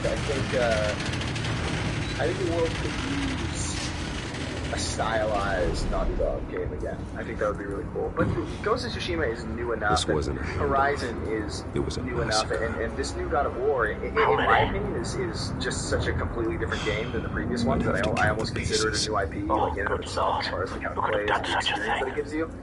That's so what I'm gonna them being on their second games in those series don't mind me so much. They don't bother me so much because they feel new enough for me to feel like they're not just suffering from sequelitis. It's not like this is like, Horizon 6 gone. You know what I mean? Like, right. You know, we're still pretty early on in those franchises, so that doesn't bother me. But I would love to see Naughty Dog do something new, and I would love to see maybe like something surprising like a SOCOM. Well, I would, first of all, that would be awesome, and I think that is going to happen probably from Guerrilla, but it also comes from the fact of what I've been saying, with limited resources at first party, they're now competing with a first party family of 23 studios at Microsoft, including some really big ones. Sony's got to start investing in studios, and I don't think that it necessarily means going and buying studios. I think a lot of it comes from organic growth of just going and making them, and that is tough in the beginning, but you're able to instill your culture, and it pays off at the end, as opposed to trying to fit a square peg into a round hole, which doesn't always work out, as we've seen at Microsoft and at Sony and at Nintendo. So everyone, and EA and everyone's shutting studios down. So I feel like the studios that have the best chance are the ones that are created with their culture in mind and the game that they want to make in mind, and then you go from there. So that's what kind of my hope is, that the holes will be filled in. But I also don't want to see the exact opposite, which is the PlayStation 3 era. Let's just shit out Starhawk, let's just shit out Twisted Metal and all this stuff and just pretend they don't exist basically after a week. It's like, if you want to do a Twisted Metal game, that's super cool. I actually think that would be really smart, and I've said that in the past, that I feel like Twisted Metal could live again in this era of Battle Royale and all that. I mean, having like a Twisted Metal Battle Royale would be nuts. And I actually think it would be really cool, and would be surprising if they haven't looked into that. You could take that one, Sony. I know you listen to the show. So, well, we'll see what happens. But the final one about games, Robert Schultz wrote in and said, hey guys, there's a lot of talk about the value of Game Pass, especially with the addition of Bethesda. In my eyes, there's one major move that Sony can make to shore up the competitiveness of PS Now: make first-party games available on day one. Once we move to PS5, the streaming portion of PS Now, basically PS3 games, will be less important. Picture a PS Now with day one first-party games plus a solid library of downloadable PS4, PS5, PS4, and PS2 games. That's a competitive package, in my opinion. Do you guys think this is something Sony is considering? Sadly, Robert, as far as we know, and Sony says a lot of things and they end up not being true, so who knows, but this is not something they are going to do. And I feel like that would be a level way to bring PlayStation Now or PlayStation Plus or whatever they want to do for these services to the forefront, is to say, like, our first-party offerings are going to be on here just like Microsoft, but they seem to be pretty specific that they're not going to do this. Do you expect that Sony will do this at some point? Because it's going to be hard for them to make money on their games if they do go down that road. Yeah, I expect at some point they're going to have to address Game Pass as a threat, and I think they will look into things like that. They might do something cagey where, like, oh yeah, they'll come day and date, but maybe they'll come day and date and then they'll come off the service, so it's not like you have this forever. But if you're subscribed to PlayStation Now, you can play God of War 2 or whatever the hell it is when it comes out for X amount of days or X amount of hours or whatever the hell. I can imagine them like doing something like that. We know that they've said specifically that they're not going to do what Microsoft is doing as far as that goes, but competition changes everything, and it really all depends on how well Microsoft does this next generation, which I think they're going to do pretty well. And I don't know, I don't even think you necessarily have to give away your first party, your new first party right away. I think you could make a really compelling package if you said, hey, guess what? PlayStation Now has you can now have a huge swath of PS1 games downloaded instantly. Like you own them. You own all these PS1 games. You own a bunch of PS2 games. You own a bunch of PS3 games, and the occasional like current PlayStation Now deals where like some PS4 games and PS5 games are available for you. And I feel like that would be really compelling. I feel like I would love that. I would pay PlayStation Now if I knew that I had like a huge library of PS1 games that I could try out, even just out of curiosity. You have to understand, like a lot of people are jumping into this generation. They're dropping $500 on a new machine, $400 on a new machine in the middle of a pandemic, in the middle of an economic disaster. They're probably not going to have a lot of money. If you could pay for a service and then just have all these games that are like really old, but you know, maybe you're younger and maybe you're curious and you're on a budget and you're like, what's this? What's Medieval? What's Wipeout? What is that? And then you strengthen those properties, and then you have a chance to maybe make those live again. And I think there is wisdom in reaching into the past sometimes. And you know, granted, that can be greedy sometimes, but I think that would be a really smart way to do it, because PlayStation has had such a long storied history in video games, and they have such a compelling, huge library of old titles that I just feel like it's dumb not to capitalize on it. I mean, Microsoft doesn't have nearly the same pedigree as far as like, you know, original Xbox titles that mean a lot to people, or original 360 titles that mean a lot to people the same way that PS2 and PS1 do. So the thought of people being excited now, today, about playing original Xbox games on a new machine, I feel like it would just be double that on PlayStation if that was the case. And I think they gotta address that compatibility thing, because I really do think it's more than just I want to play old games. It's how do I ingratiate new players into our culture, into our ecosystem, into our past in ways that we could mine our past for the success of our future. And I think that's something that they should consider realistically if they're ever going to use Game Pass as a service. Yeah, very well said, and I can't agree with you more. Potential I think it is something that they have to address. They can't put their head in the sand, whether it's about backwards compatibility or more just the subscription service. And even the ability have the computer catalog the compound for further analysis. Like we said, at a direct-to-center type 0% APR situation for people that are lower income or have less money, especially right now, like you said, during the pandemic. Make your console more accessible. They haven't talked about that as well, because that forces anyone to do anything. Standing next to it. What is going to end up happening is people are going to use their credit cards and run up their debt and all that kind of stuff. Not that that's any of my business, but I just would like for people to have different, more affordable, but sustainable ways for them to get involved in our hobby, while the companies still make as much money as they can as well to keep giving us new games. The fourth topic I wanted to talk about briefly here, Chris, is marketing. And how we feel about the marketing of the console, which is basically non-existent. There's only one piece of marketing. Have you seen anything that markets this game outside of if you see like an ad on YouTube or something? Because I've noticed that I watch football on Sundays now. Week 3 just happened in the NFL. I'm not like paying keen attention during every commercial break, but I've not seen any PlayStation commercials. I've seen That's just an anecdote about what's going on in some of the parts of the sports world. Have you seen anything advertising this thing? No. I just found that one spot on the couch, and I wasn't planning on getting on. Marketing campaigns. I've seen nothing, which is strange because I feel like Sony consoles usually have really long and really like interesting and weird marketing campaigns. I know the PSP had those weird like hand-drawn squirrels, and the PSP Canisters had that, were stored the PS3 here. was like all these like weird, like surrealist kind of white void, four-walled rooms with this like weird, like ominous presence. Even PS4 had all those like, you know, they were a bit flowery and kind of focused. The force grows thinner but every even day. just those like commercials of just people chilling, you know, in San Francisco lofts with their PlayStations, and it is weird to just not see any of that. I feel like the only thing I've seen is like maybe trailers for games. Maybe might come on TV once in a while, and then like at the end, it's like come PlayStation 5. The damage seems to originate from inside his skull. It almost feels like we skipped a step. What did this? Yeah, it feels like you need more. Also, the awesome PS4 commercials that were like the live action commercials that were fusing like all of their game worlds together. I thought those were really cool too.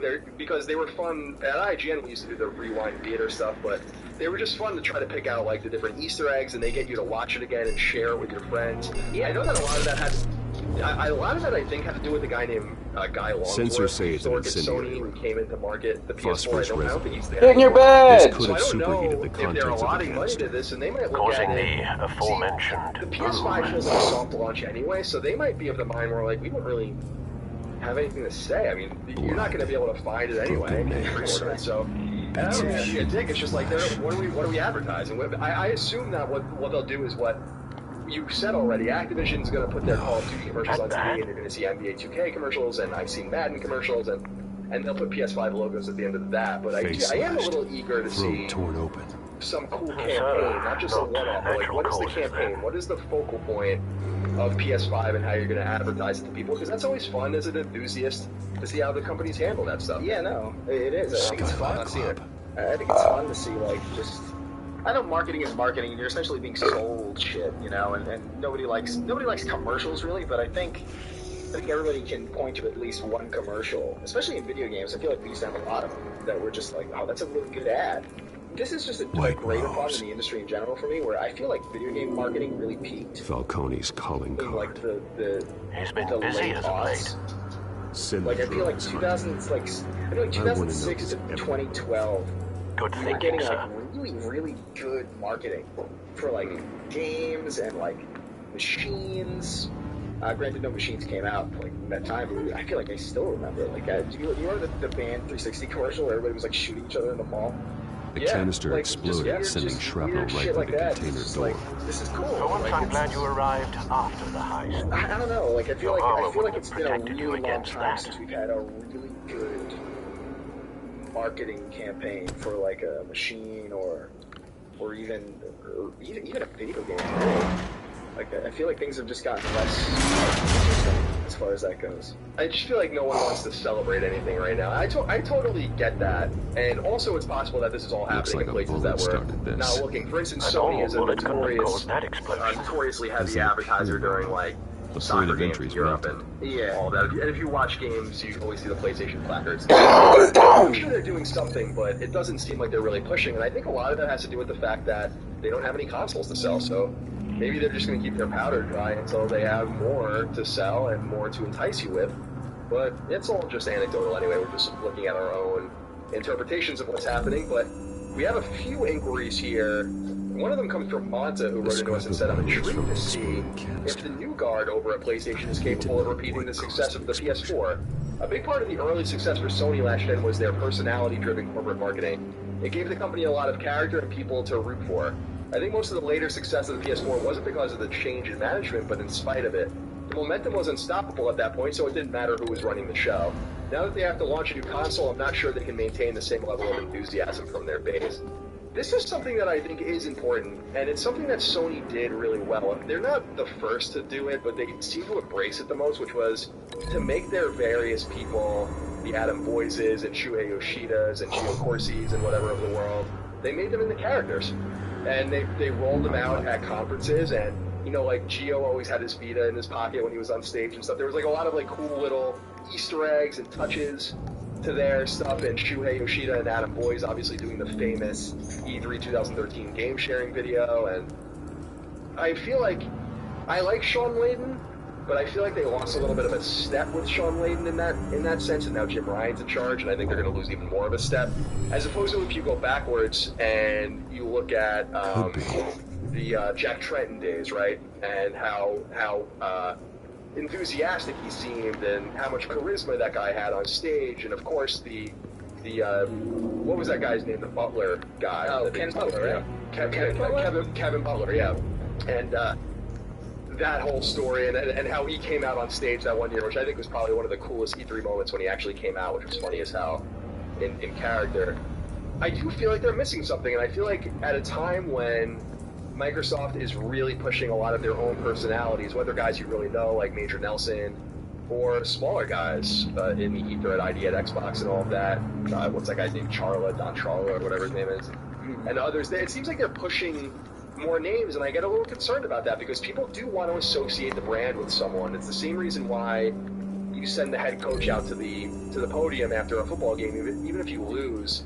Someone's got to speak on your behalf and be a noticeable figurehead.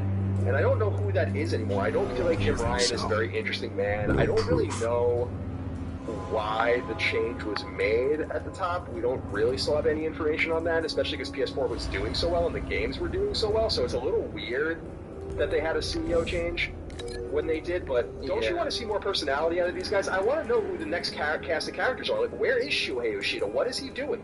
You know, like, he's a great, charismatic figurehead. Why isn't he? Why haven't we never heard from him in like the last 4 years?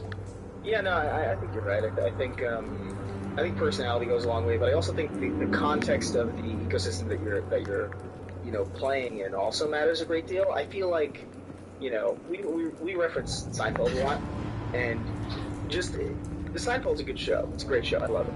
But imagine if it was like the only thing on television. You know what I mean? Mm-hmm. Well, if Seinfeld's the only show, then you have no idea. You have no barometer for what's good or not. You just think, oh, this is TV. And then you bring in Friends and you bring in fucking King of Queens or whatever the hell else you got, and then suddenly Seinfeld looks a lot better.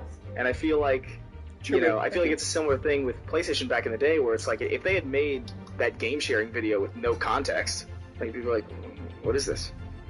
You'd be like, who cares about any of this? This has no reason. I feel like a big reason for Sony's success early on was the failure of Microsoft, and I feel like that did a lot for them. I feel like it did more for them than I think they might realize, or maybe even want to admit. But no doubt.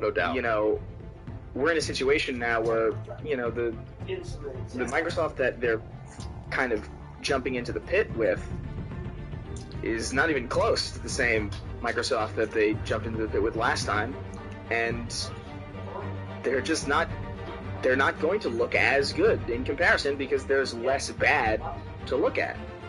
So I feel like it doesn't even matter necessarily what they do or how good they do it, as long as, like, I feel like both of them are just kind of waiting for the other one to stumble so they can have that momentum, because that's really the only thing that gains momentum is if somebody else stumbles.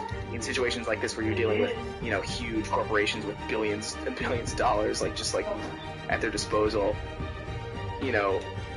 it's not easy to just get ahead, and I don't necessarily think a change in, a personality is necessarily all that matters, although I think it does to a certain degree. Yeah, very well said. I think that we just have to see how this all goes, and I love what you said about Sony, maybe even we as fans and enthusiasts and analysts have underestimated just how much Microsoft's failure with the Xbox One helped PlayStation 4 just giving it inertia, right? And that is really, Microsoft showed you can't come back from that in the same generation. They were obviously eager to flip generations quickly because of that, and so they did. And they're half steps with their consoles, and obviously their services have shown that off, but very well said from that perspective. I think the only thing that's left to say now, Chris, is to talk a little bit about optics. And I want to just kick it over to you. I mean, how do you feel like things are going from an optical point of view for Sony? And what I mean by that is, how do you think they're looking both internally and externally? So internally within the ecosystem and externally from outside, because from my perspective it seems a little tepid. I don't know if that's true or not, but it just seems like there's a little bit of trepidation in the air, and I don't think the optics are great for Sony right now. I don't think that the ball is in their court. I think they're in a reactive stance, and I think that there was probably some reasonable conversation there about if the console should even come out this year. I think that that's becoming more obvious, and they've obviously gone ahead and released it this year anyway, but I feel like from the optical game, I feel like people are starting to turn on them a little bit, and it's interesting to watch because we've not seen people feel like this about Sony in a long time. I would say since before PS3 Slim came out. So I would say from the 2006, 2007, 2008 era is the last time we really felt this level of trepidation about the brand. What do you say?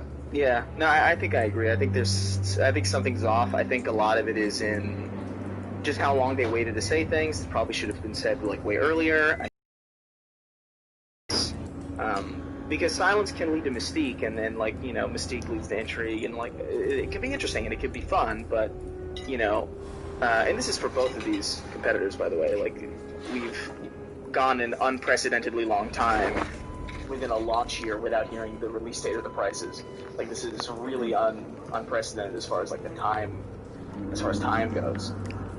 So I really think, like what we just talked about, like the lack of a real stumble from Microsoft, and in fact a lot of really good favor for Microsoft lately, hasn't necessarily helped them in the best way. It hasn't given them an obvious in to gain a lot of momentum.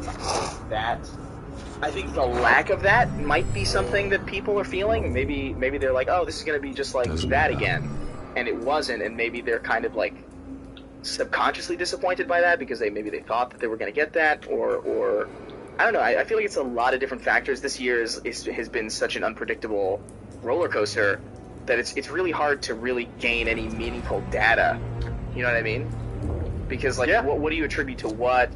There's so many factors that are contributing to everything else that like it's really hard to even pinpoint whether or not things are connected at all, or whether or not just everything is being affected by this overarching kind of cloud that's hanging over us. But I do think, generally speaking, this next generation in general has more of a tepid response. It has less excitement. It is less interesting. And I don't say this as somebody with an Xbox bias. I do think that Microsoft is handling this at the moment currently, when we're a couple weeks out from these things presumably launching. I think they're handling it a little better. I think they're talking a lot more. They're making pretty big moves. They're getting a lot of positive coverage. And Sony, I think Sony's just being too quiet for how soon this thing is launching. I think they got to speak up. I don't know what they have to say. Maybe they don't have anything to say, and maybe that's kind of part of the problem, but I think that's part of the trepidation, is just the silence and the lack of what we know about this machine. Like you said, like we talked about earlier, like we don't even know what this thing looks like when it's running.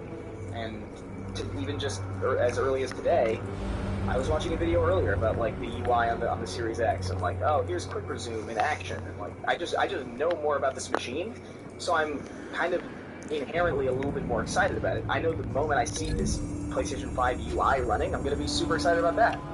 But I got to have something. Yeah, it's exactly right. I totally agree with you. I think it's pretty objective that Microsoft is in the driver's seat right now. Whether or not that matters, remains to be seen, because it really, to the point, like Microsoft made a lot of great moves and it didn't matter. That's true. It really didn't. And I don't know if it matters now. Maybe it matters now that we're going to turn the page to another generation. But I just know that what they're doing, it just seems like at least they're trying. It doesn't seem like Sony's even trying, and I think that that's what's the most disappointing thing of all, because they kind of owe it to their partners, to their developers, to all their employees, and to their brand to, like you said, they might not have anything to say. Well, figure it out, dude. You know, Find like, a connection. Figure it out. Hire some marketers and figure out how to talk about your console. It's actually not that hard. Yeah. And that's what always is really weird to me, and I think a lot of it comes from Sony being such a multinational corporation in terms of decision making and this verticality that they experience from Tokyo to San Mateo and London and all of this, and bickering and arguing and not being able to get on the same page, which is why I think a few years ago they finally got everything under one umbrella through San Mateo, because there was so many problems with that. But during that era of so-called problems was amongst their most successful time. And meanwhile, I think this is the interesting thing, and I think a lot of the audience knows this too. We have not gotten sales numbers from Microsoft on Xbox consoles in 6 years. 6 years. Microsoft hasn't said a word about how well Xbox One is sold. I think the big thing is going to be if they talk about how much this console sells immediately. Then I think you know, because they didn't say anything, I think, after spring 2014 when they were already getting trounced. They had to just stop talking. If we see numbers that indicate Microsoft's in the lead at the beginning, I think they're in a pole position to change things around. And video games and generational leaps are anything but predictable. It's pretty rare for someone to stay on top 2 generations in a row. And of course, we have to say, and we haven't even said their word at all really in this conversation, which is Nintendo's in the background, and Switch is murdering. So I don't know what their plan is for this purported redesign that might allow them to do their own 4K stuff or whatever. It sounds frankly hard to believe that they're going to be able to do that with their handheld, but we will see what happens. We have a bunch of other questions, but I'm going to skip them because we are running long. Thank you, everyone, though, and plus we already talked about all this stuff, but thank you, everyone, for writing in and for gut-checking with us. We are on the clock, Chris. It's not too long now. We're going to keep doing Sacred Symbols, obviously, every week. Sacred Symbols Plus, we're going to start going through the generational leaps for PlayStation, the launch libraries over time, and the things we're excited about. We'll, of course, rotate with all of that, so you guys can submit your questions, comments, concerns, thoughts, and ideas. Chris, any closing comments before we go on our merry way? Yeah, if anybody's listening at Sony, show me the UI, please. That would be nice. Like, I really want to see it. I'm curious, and I'm excited about it, but I gotta see it. Show me. Yeah, I got to see it too. I don't know what they're doing. I have no idea what they're doing. It's a little obnoxious, but that's the thing. Like I said maybe they don't have anything to talk about. Like they clearly do, right? Like they gotta. They must. I mean, that's the thing is that they must. I mean, they must. Dude, even if there really wasn't anything to talk about, you can figure it out. I mean, the UI. Like, we don't have any information. Just say something about that. Say it. Like screenshots. Anything. I don't know what they're doing. I really do feel like their whole, especially on PlayStation blog, I know I'm pretty hard on that site, which is their official kind of organ to get stuff out. It's just, Xbox Wire used to be so much worse, and now it's so much better. They just don't know, they don't tweet as much. Like, I said this on, I think, episode 117, but freaking Ivy at Xbox and Major Nelson tweeted out about Twitter, you know, when it came to Xbox. Oh, really? Yeah. Oh, shit. And it's like Sony couldn't even give a shit less if we were on my console. And I got some messages behind the scenes about that, just people being like, well, this is just the way it is. Now that you're a developer, you'll know that it's the way to give a shit. So I want Sony to be the very best they can be. We're rooting for them, obviously, but we are just passive observers. It's going to be what it is, but nonetheless, we'll be there to watch along with many of you, and we'll be able to talk about all this stuff. I mean, hopefully, did you get your email that was like, it might not come in? Yeah, I did get that email, but I have 3 different ones coming in from 3 different retailers, so yeah, we can leave one of them. And that's why I did that. I mean, and I said that on episode 117, you weren't there, but I was like, I don't really feel bad about that. That's not my fault. If you want to blame someone, blame Sony and the retailers for being completely unreliable. No, if I knew I could get one console from retailer X and they're like, it'll be there on the day it comes out, then fine. But I don't trust any of you, and it totally has played out exactly the way I thought it was. I was disappointed that any of them come out on time. So, all right, Chris. Well, thank you for your time. Glad you're doing well. And thank you everyone out there for your love. I guess it's another of our show. We'll see you next time for more Sacred Symbols and Sacred Symbols Plus. Until then, goodbye. Take care, guys. Sacred Symbols.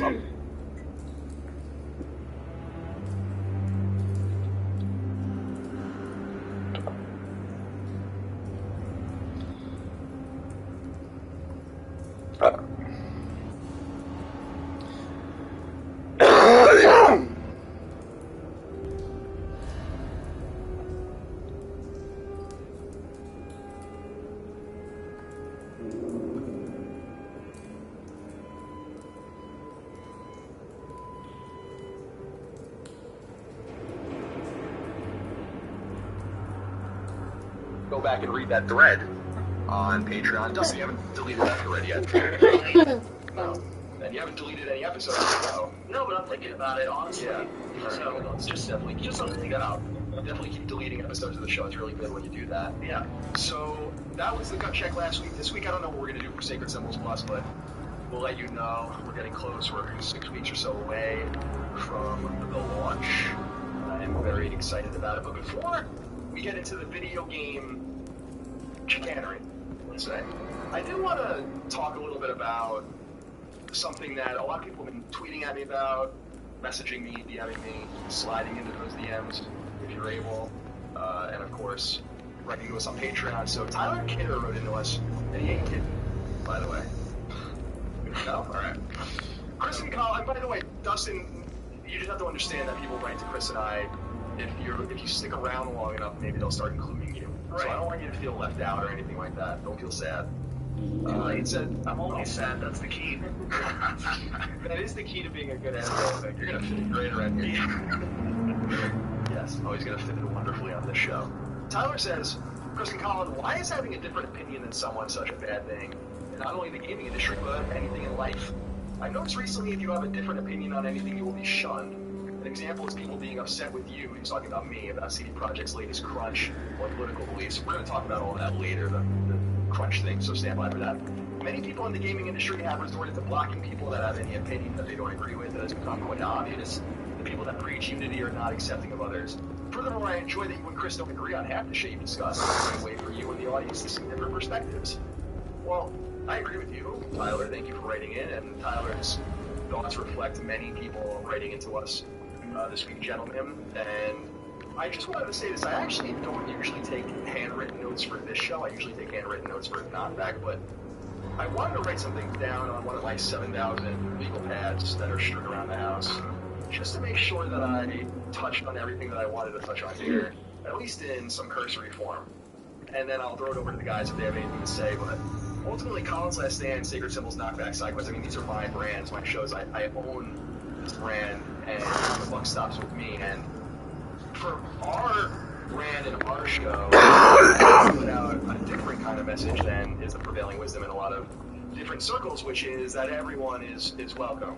And I feel like there's just an undercurrent, a background radiation of toxicity that's growing and growing and growing in our industry, but also everywhere else. Something was here when the explosion occurred. Everything that we do. And I don't really want to be a part of that. I don't want to be a part of it with my brand. I don't want to be a part of it with my personality. And it doesn't mean that I don't have strongly held political views. I do. I talk about them sometimes. Politics is really important, and they come Someone drove off after the explosion. But I don't want to be exclusive. Have you put it together? For everyone. Yes. I don't want to have a political litmus test, and I don't want to be exclusionary. I want everyone to feel comfortable here now. Of course, there are exceptions. I don't want Telltale, this is a message. Dead cops, stolen chemicals. He's making a big move. And I obviously don't want the fringe extremists in our community either. But I really don't think that there are very many of those people overall. And I just feel like by being exclusionary... One of the snipers hit a canister with an incendiary bullet, causing it to explode. This may have been a distraction or a way of destroying evidence. Cops moved in to stop the theft. Falcone's man on our show and listening to our show, as long as they don't... Then things turned grim. Possibly due to the psychoactive nerve agent. A cop ripped up a merc's face with his bare hands. It was put down. Same sniper, same type of bullet. Looks like Falcone's men got what they wanted and escaped. Have you located the shooter? No, but based on two impact trajectories, the canister and the dead cop, the shooter could only have a clear shot from there, or there, and would have contaminated himself with a phosphorus residue. Program the skimmers to pick up that signature. Right away, sir. And I do not want to play into this nonsense anymore. It's fine if other communities and other people want to play that game. I don't. When you work back at this moment, you're never going to be able to look at me and say, like, Colin contributed to the toxicity. Because I didn't. I haven't. I won't. And that's pretty much all I have to say about that particular situation. If you're listening and you're a totally normal person... Both targets could have been shot from here, but no phosphorus trace. ...to vote for in November, it has nothing to do with this show. It has nothing to do with me. It has nothing to do with Chris. It has nothing to do with Dustin. It has nothing to do with anything we talk about unless it has to do with games. So welcome one, welcome all. That's all I have to say about that. Is there anything else you want to add before we move on? I'll shoot Dustin for that. No, yeah, I think the moment that you shun people, I feel like that's the moment you start to give ammo. Phosphorus spike. That you really Clear vantage point. So I feel like, We have a winner. I feel like the best way for people to develop and grow is to communicate with each other, regardless of whether or not their lines may be. And sometimes those lines are pretty big, and sometimes this is the right spot. Pretty intense. So where did he go? I ultimately think it's better to just. I think it's better to have an open community where people can actually talk. So Trace stops here. People will actually understand what comes from outside themselves. That is. Found him. That isn't just sort of Time to entirely go. antagonistic. Because I feel like the second you do that, you just sort of throw people to the wolves, and the wolves kind of like that. I feel like. So no, they definitely do. Yeah, I just. Don't make me add your corpse to this graveyard. Falcone, why did he do this? I ain't telling you nothing. Never comes up because it's really not relevant. You can't make me talk. To what we do here on the show. So You didn't do this alone. Where are the others? I want to speak with actions, and Long gone. by having an inclusive community, You won't find them. welcoming shows that are funny and silly and stupid. You trying to scare a confession out of me? I won't break. Bones will. So they don't have to worry about the real world. I think that is doing a lot more. I don't know if it's a smart business move or not for my business, but I don't care. Because it's really just not me. It's really not reflective of the way I True what they said about you. You're a freaking animal. I've always been an outspoken conservative. I've always spoken my mind and all those kinds of things, but I've never been Time to live up to my that's why I was so reputation. comfortable, and I'm still comfortable, frankly. You know you can defending the bleed to normal death truck loader without ever in the United spilling States, a for drop. example, as you All on in the person, inside. because I know many of them. Tell Just me as the I'm willing plan, to say the same thing or I about someone I start don't agree with swinging. at all. Not that I really agree with Trump very much, but someone like Bernie Sanders on the left, who I don't agree with at all, but clearly I think his supporters are largely If you're fine. gonna I don't hit have me, a problem hit with any of me. listen to the show, so I don't want. I want to have a pretense. That's what politics used to be about, by the way. That's what used to be going around all the time. Tell me. Politics, the idea that you would get as many people involved as The possible. Catwoman I don't know if it's supposed to hand over a drive, had the container number we needed, but she I flaked. want to have an opening environment for We had to everyone. find it ourselves. No, I think that everything both of you said Say was there by I'm right on container. board with, and honestly, you bring up the business Someone aspect must of have whether heard it's us. good or Called bad. the cops. I don't We know were what you told think, no but witnesses. Why personally, risk open war with the fuck whether or not it's good GCPD? or Some bad kind of business, chemicals. because I personally think it's the right thing to do Falcone wanted is them. to not What are the be chemicals literally for? prejudiced We were paid towards to people steal them, not ask because of questions. their beliefs. I mean, that's you take the word prejudice, it's literally pre-judging people, and so yeah, I'm on board. I think that people should be judged based I on start who they are as a person. and And keep breaking until yeah, you I'm on answer. board. Yeah, I feel Chemicals. bad for people. Some kind of explosive. I've gotten so A many weapon. letters. I don't DMs, know. just Falcone before said he'd Jeff Riley use them and soon. Used Coercive. where? That's all I know. These different I places, swear, it's I just swear. Kind of bummed out because they're like You'll never hold a gun steady just again. being thrown away by these audiences that we've supported for years, or by these groups that we've supported for years, or these creators that we even You're gonna paid need to for call their the content coroner and stuff. And instead. everyone wants someone to look back and feel like they were excluded from CLS. Now put up your hands. I can't Don't imagine move. that's bad for business. I think most people agree with that. What did you I think do most to him? people- See, when I watch football, Don't I'm a huge move. football fan, as everyone knows, and I am so tired of I hearing did about what this you shit could. when I You're watch football. damn I right. don't care. I'd never do I just something want like to sit down this. and watch football. I got what I need. And I think a You lot have of the right people to feel remain that way. It doesn't silent. mean that you can't Gordon. care I about said politics silent. or care about If you the say issues of the another day. word, It just I means that will the issues shoot they you. don't go with I don't everything. care if half the city thinks you're a hero. I mean, you can't. Right now, you spend you're a like the entirety suspect. of your time alive. Put like, down the gun, wallowing around detective. in that shit. I'm That on gets- your that gets really side. depressing. Oh yeah? It doesn't look quick. like it. And so I It don't think it's will helping for when you anybody, hear really. what I have to say. But, no, Falcone it's stole definitely a shipment of not. It's definitely chemicals. not. So, I just Appears to wanted be a say that to weaponized kind of nerve agent. put it out there and Causes start our people to go show berserk, with just turn a violent. little bit We need to of, act before Corey. it passes and on. the positive Look at a things that task are force happening on for a lot of people too. And You I wanted to already call have out one. someone that wrote into us Come about over this, here, and right it's now. You're not taking this too sarcastic. far, We really Bruce. do, Come here. I think, help people out sometimes. James Solar wrote into us.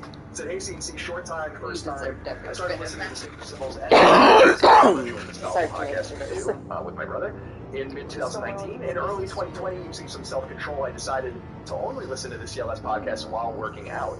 I'm happy to share that I've lost about 70 pounds since the start of 2020. I'm no one important, but I love your You shows. assume and the listening while persona of a working out bat, has probably but you're not added an years to animal. my life. Thank you for You everything. nearly You'll killed never a man tonight. know the positive impact and reach CLS has had. Well, thank you, James. Congratulations to you. Your parents didn't raise you Dustin this weighs way. like 70 pounds, so Neither did I. Damn, dude. Hold on, I have to comment on this because I don't like He's that he still said that alive, I'm no isn't he? one important. Just And because, just in the because you're not hospital.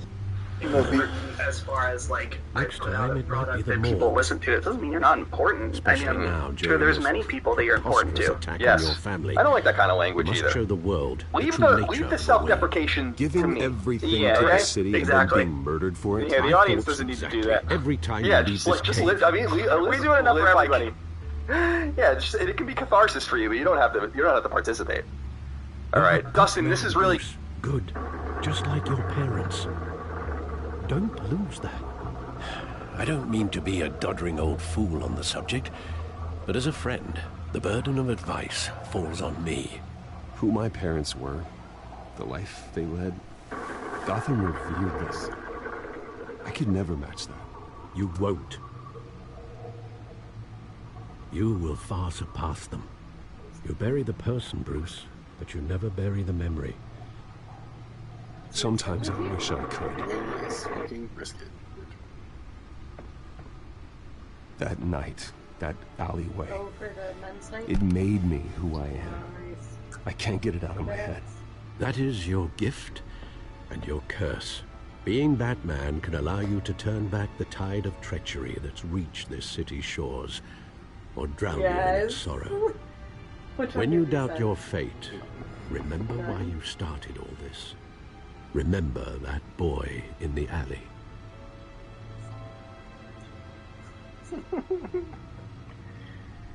He's a May.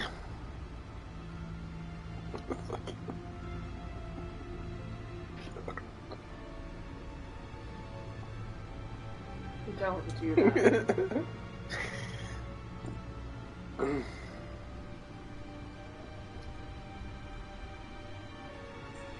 I won't forget. Neither will I.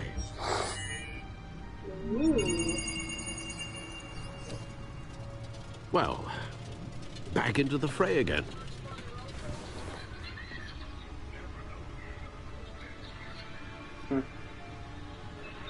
Star Wars VR game? Discover tales from across the galaxy.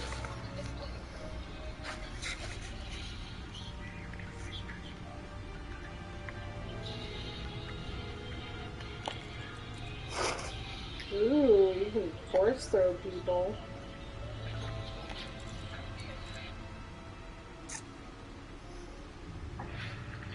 What's for Oculus?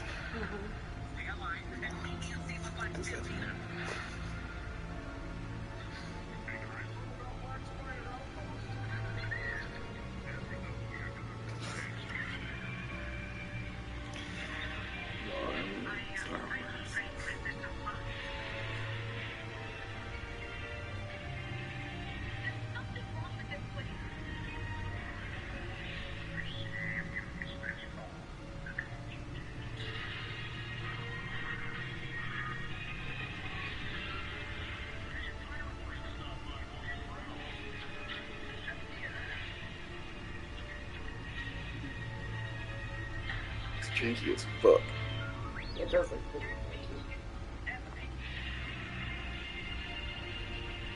Tales from the Sea's Edge. Oh, it says available now.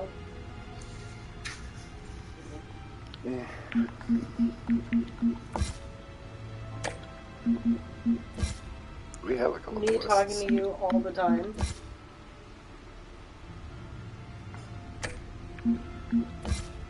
We have an Oculus? We have two at the store. Apparently came in there. The 64 gig ones.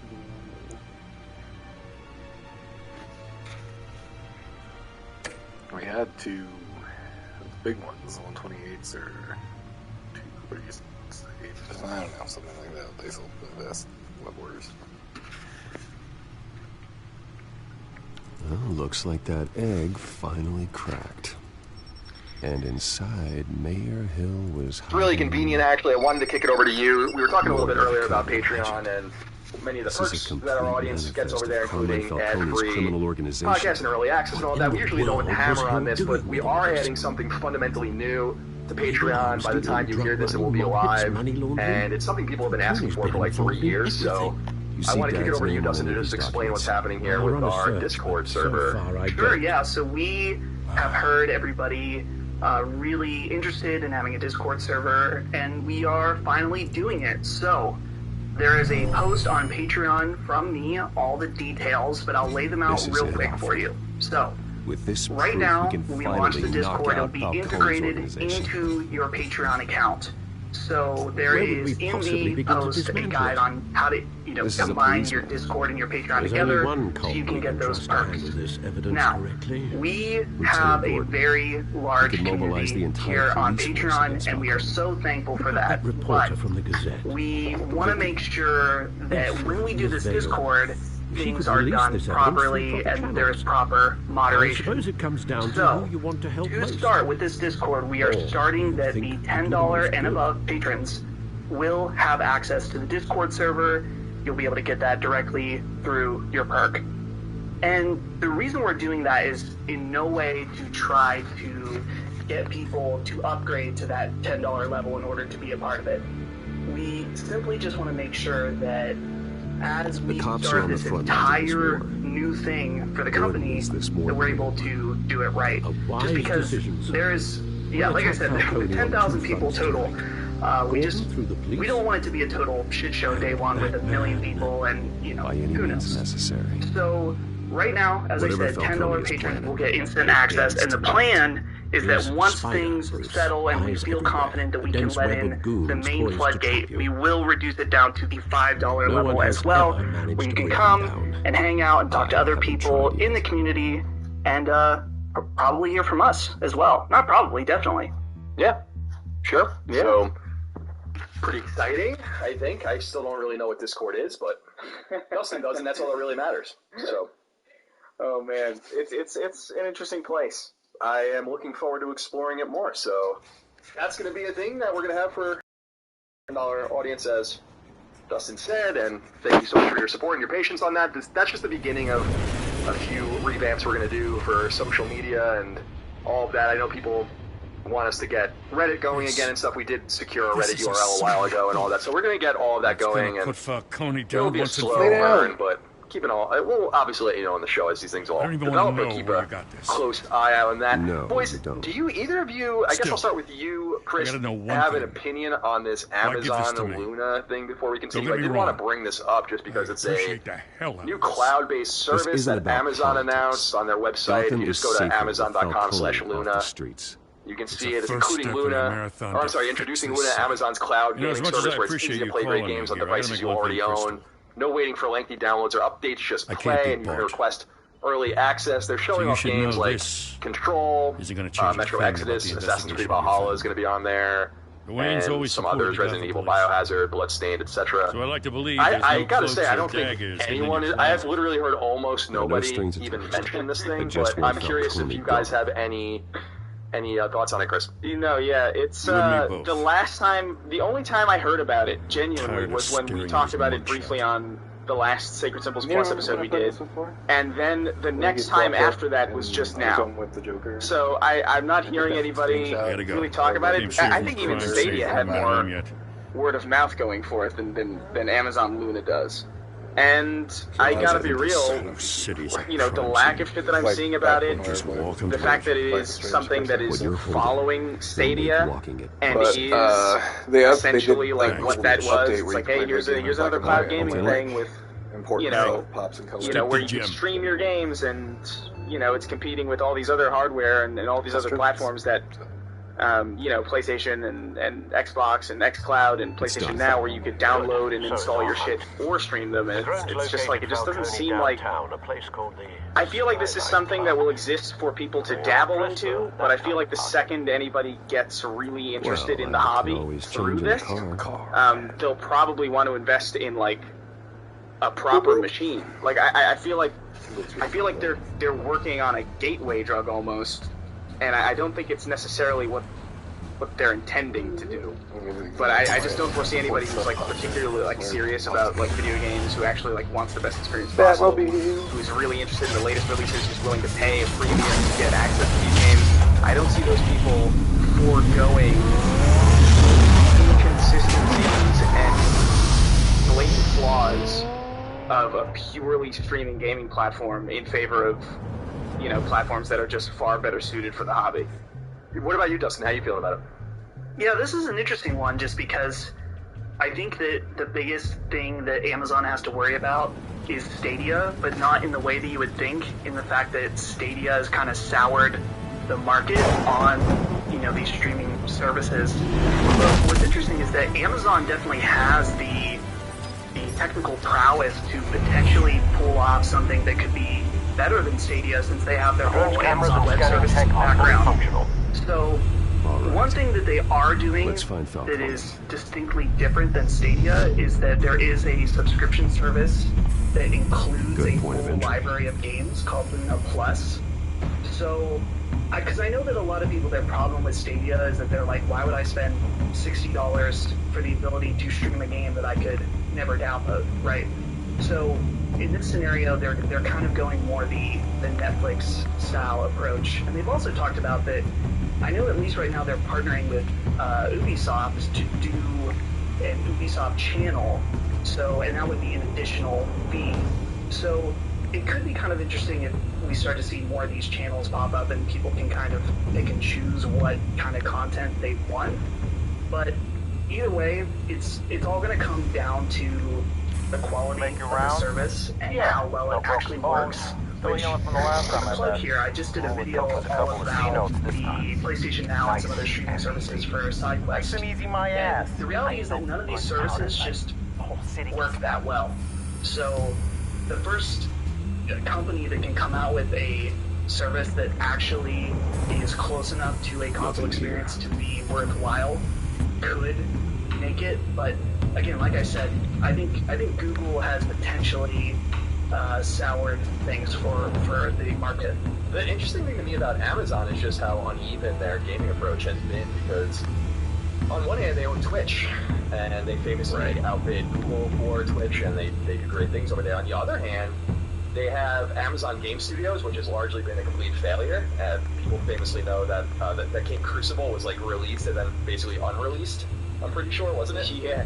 And then they're working on that MMO New World. Crucible was so poorly received as an MMO third-person shooter that they literally removed it. And then they have the Amazon Lumberyard. I don't know. Game Tech, the engine too, that they built that no one seems to use or care about either. Star Citizen is being built on it, as an example. So it's a little weird to see Amazon kind of just throwing money around. I know they want to be everywhere. They're kind of like Google, where they just make these smaller investments that are small for them. But it is shocking that on one hand they just completely dominate a section of the industry. On the other hand, they are really struggling in places where it's actually way more important for them to get credibility in some ways, including with the Lumberyard, which could be a real cash cow if they could just get it to work. It's based on Crytek. And getting Amazon Game Studios, which I'm surprised hasn't just been completely shut down from both the Orange County and Seattle teams. So just wanted to throw that out there, that a little bit of an uneven approach by Amazon, but nonetheless there is the Amazon Luna if you guys want to go check it out. They're there. It does exist. I also wanted to throw out last week just a quick update. Michel Ancel, we talked about him, Ubisoft's creator of Rayman, creator of Beyond Good and Evil. We talked about how he kind of just up and left the industry, leaving his 2 games in development hell. So there's been a report in Liberation, or Liberation, which is a French publication, newspaper, so you guys can go read translations of it if you want, but basically it's come out that Ancel has probably, or what seems to have been investigated by Ubisoft internally, not for sexual impropriety as far as I can tell, but because he's an asshole. And that's basically the charge, is that he's just basically crazy to work for and just complete nut job to people. And he denies it, so we will give him the benefit of the doubt, but nonetheless you guys can look into updates on that. Chris, I did want to ask you about this. We've been seeing this with a few games recently, but Destiny 2 is apparently going to lose 40% of its game size in an update.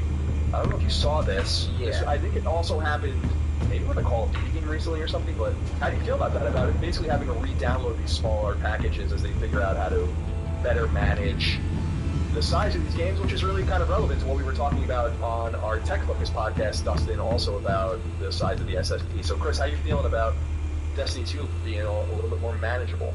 Yeah, no, I'm all for it. I know that this is, from a headline perspective, it's like, oh, here's a bunch of stuff that you paid for that is now kind of going away.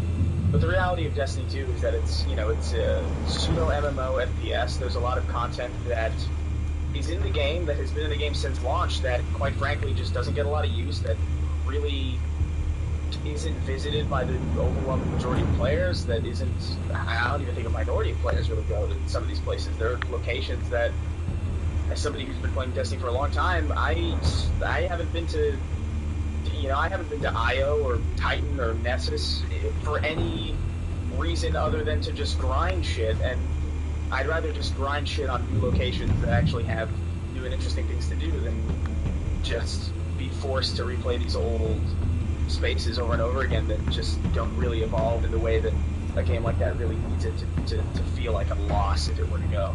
So, the game being more manageable, the game being smaller, the game being a little bit more focused and less cluttered, I'm all about it.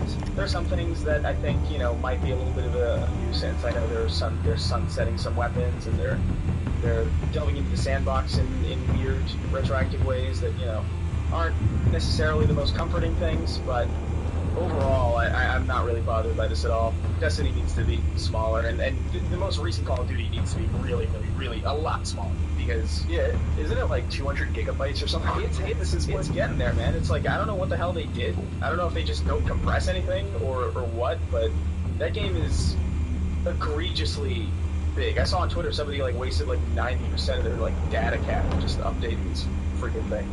I want to just, before we get into what we're playing, I just want to touch on something else here, a couple other things. This one's for you too, Chris. Jose Horash wrote it. Let's call him Horace.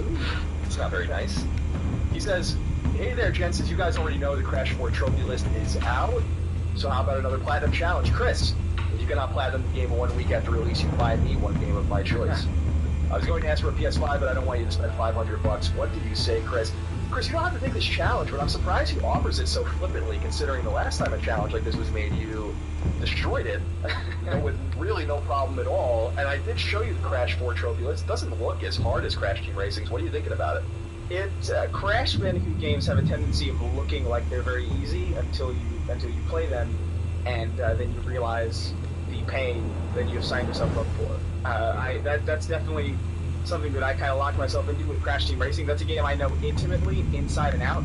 But I'll be real, when I agreed to do that trophy thing, I was not anticipating that, hey, by the way, this game has Nitro Kart tracks in it that you don't remember at all, and just all these time trials that you never did when you were a kid. And okay, well, this is definitely something else than what I anticipated. I thought it was going to be easier than it was, but I still crushed it. But that's a very specific game. Floor is under surveillance. Crash Team Racing as a kart racer is far different than the mainline, linear platformer Crash games, which I, quite frankly, am just not that good at. I have no hope of getting the platinum trophy in this game. Interesting. Maybe if I finish that game and I feel like an itch, and I feel like I'm getting close and I probably could do it, I'll probably get around to it, but I'm definitely not going to rush it this time. I blistered my fingers that last time, dude. I actually straight up, this is the first and only time that's ever happened where I've bled from my fingers from playing the video game. Never again. It's like you were down there in the mine. Yeah, no, I was crippled, man. I straight up couldn't play video games for a week and a half. Yes, I did not anticipate this sort of defeatism, but nonetheless, I guess, Jose, you've been turned down. Yeah. We're dealing with an older, wiser Chris that has been scarred from the past. So he knows what his limits are. And honestly, I don't blame him, because I mean, my question is if it's going to play like the Crash remaster or the remake, because that game was hard. So I wouldn't take this challenge either.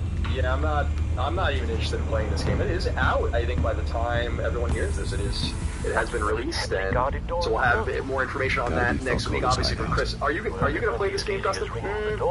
I want to, but I don't think I'm going to jump on it instantly. I'll probably wait for it to go on sale. I'm more interested in the Star Wars Squadrons tomorrow. Put together a plan. Oh, interesting. Yeah, that game. You know what turned me on from that? I hate to admit this, but the trophy list sucks in that game. It totally turned me off from playing it. I don't Colin, care anymore. You are fucked, okay? I know. Because you can't live your life this way. It's just so many multiplayer trophies. It's almost all multiplayer trophies. Who cares? I didn't hear that bang in the back. I'm trying to kill a fly. I care. I'm saying Colin because you have acknowledged the problem you have with trophies ruining games for you. So you need to rise up to the moment and just put it out of your mind if there's something you want to play like this. I don't have that kind of strength. I don't have that. You're already playing it though. You're trying to take this fly out of the sky. Like you're already like mentally like. I know I'm a TIE fighter pilot basically already. So, well, nonetheless, we'll have more information on both of those games, I guess, next weekend. Yeah. Before we get into what we're playing now, though, Brandon Schallenberger wrote into us with I think a pretty important question. He says, actually, he uses a word, by the way, that I hate, and I want to see if you guys know what word that is. I definitely pick it up. He says, hey, oh boys, what do you find more satisfying, ripping a fat piss or laying down a Mondo turd? It's definitely Mondo. Yeah, it's a horrible word. It's just a horrid word. Mondo. I like it because I hear it so infrequently. So when I hear it, it's like a little it's like, oh yeah.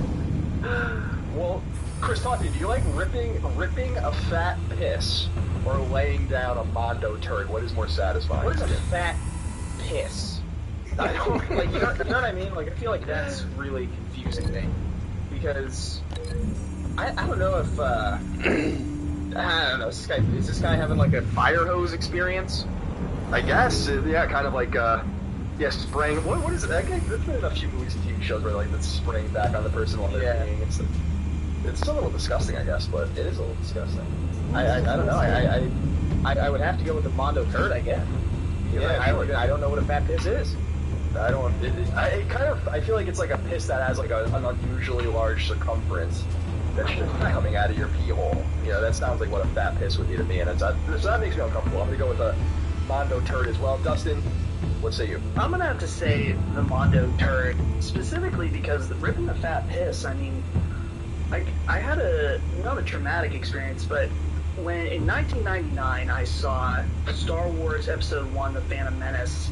And this was actually the Clone Wars, I think, and about halfway through the movie, I thought I was going to burst. And I did not want to miss any of the movie. Like, this was a big deal for me. So I just held it, and then I just remember after the movie was done, I was like, man, this is just such a terrible experience because I refused to go to the bathroom. So it's honestly surprising I did not give myself, like, an infection or something. So, I mean, honestly, the same situation can be applied to, a Mondo turd situation, but based on personal experience, yeah, no more ripping fat pisses for me. Yeah, so that's 2002, by the way, so no one really got your corrections, but God, for that movie, you almost gave yourself sepsis or something like that, so that was really worth it. That would have been something. I mean, I already have not forgotten it, so, I mean, it's just what he made it even better. Let me be honest with you here about something. Sure, I'm going to betray the fact that I have what must be some sort of elderly man body, but Bruce, when I hold a pee in for too long, I have a hard time even peeing at some point. Like, it's just, like, when I hold my pee in for too long and I'm about to burst, I go to the bathroom and I can only pee a little bit to, like, let the pressure out, and then I gotta, like, let it marinate again for a little while. Then I go back in and I get the rest of it out. Yeah, that's just a passage of time, I guess. I don't even understand what the hell that means. Yeah, I must have a fucking messed up prostate because this has always been the truth. I tell people this now, and they're like, you should really get your prostate checked out. And I'm like, first of all, I have, but second of all, like, I used to be on the line when I used to drink beer at bars as opposed to whiskey or bourbon. I would be on the line for the bathroom like in perpetuity. Oh my god. Yeah, you're like, one of my friends is exactly like that. He's just like, we'll go out drinking and then he'll be with us like maybe 40% of the time. It's horrible. It's a horrible thing. Like, I remember people making fun of me online, like at different bars as they see me over and over again. They're like, next to the bar, so I started drinking bourbon and it completely dehydrates you. That's AIDS. So we're going to some pretty hopping bars if there's a line for the men's bathroom. That's pretty. I've only seen that a handful of times. They're like really like half the place. You know what I mean? bar that comes to mind for me with this is it actually just closed down. It was an old northeastern bar called Connor Larkin's. That's where I remember. Like, you know, when someone said something, you remember it forever. That is that Connor Larkin's on Huntington Avenue in Boston. Show yourself! That's enough of that. You got no goddamn right. Dustin, you are our newest and cutest guest, and Daniel also wrote to us. He says, hi, and by the way, a lot of people wrote in about this game. He says, hi there, Chimichurri and Chimichanga. I'm taking a look at Genshin Impact. It launched last week, and despite technically being a phone game, it's been at the top of the Twitch charts. Looks like a sales game, plays like Breath of the Wild, but it's fueled by Gacha MTX. If it does well, do you think this opens the door for more high-quality mobile games to come to console? Keep making all the days great. This game seems to be a little bit of a phenomenon, and it says you're playing it, Dustin, so tell me about it. Yeah, so I've been interested in this game, like, last March I previewed it at PAX, and it's interesting that you wrote in, filled with NTX and gotchas, because from what I can tell based on a lot of the conversation online is that people are surprised at how much this game gives you for free. Specifically, since I was this, the Works wrote an article. Stay down, Falco. Author's name is We can Paul end this now. Tassi, and he wrote an article about when he hit the paywall in Genshin Impact. And he says that he played 20 hours and didn't feel the need to spend any money the entire time. It's not until now that he's starting to get to the point where he could spend more money in order to progress. When ready. Basically, instead, he's just doing dailies and stuff like that. So, yeah, this game is really interesting, though. The phone aspect is particularly weird because as soon as you mention a game, it's like, oh, it's on phones and consoles, then, like, most people, myself included, just move that information into the trash section of your brain. But, you know, this one is really weird because I was actually checking it out on my phone today, and it's not like any phone game that at least I'm aware of right now. But yeah, it's weird because it's definitely like Breath of the Wild, the way you move around, you have like a paraglider thing, but it brings a lot of new mechanics to I found your calling card at the docks. One of the most interesting things that I'm finding is that I wanted to leave you here? Aspect to the combat. And so basically, like, Something you could reeks about this old thing. Tornado, And it is a dead bat. with another character that has a flame ability, shoots fire into it, a fire tornado in order to do like maximum damage or whatever. And Still want to play games? We're all being played here, including you. Sandbox Those chemicals you're so riled up about, really they're mine, cool. alright? I have only played about 30 minutes of the Someone final version that I just trying to checked cut out me out of today the before we deal. started recording, but Because I did play some did of not make the that beta, mess and at the so dock. far, I Then think who it's did? really No, awesome. we're done. And like I Gotham's said, watching the now. microtransactions so far, which they were in the beta but not really fully implemented. Go but ahead. I didn't really Give 'em a show. see them as a problem. I'll be and walking have to free report by back tomorrow once I morning. get more time in. But yeah, this is a real interesting one. If you want to bring this one up because it really does look like a Telltale game. I don't think I'm going to check it out. Also, it has no platinum trophy. But which I think is by the way, I'm always I noticed that, but I would probably play it anyway. But my assumption is that this is the Hitman style where they're trying to get room on the list to just continuously release trophies. The way. Which is a good idea, but then there could be no platinum behind attached, us. which is unfortunate. What do you mean? About terminology, You by the wanna way, save and, this city? Dustin already brought this up, but MTX is microtransactions. Gacha is a Japanese The style, waves basically capsule are the game. biggest Capsule gangsters in games. You go Gotham. into basically, if you ever go to Japan, you see these massive stores. They're also they're basically everywhere, in subway stations and other places where you just put in yen coin and Thanks you for the get assist. whatever you get out of these little capsules, and so Now we only have to take one of you down. Open fire! Things are done in video games. And that's for a long time coming out of Japan, so I just want people to know the terminology. It's GACHA, in case you're curious. Chris says you're playing Tony Hawk's Pro Skater 1 and 2. Talk to me about that. Yeah, I'm still hammering away at that.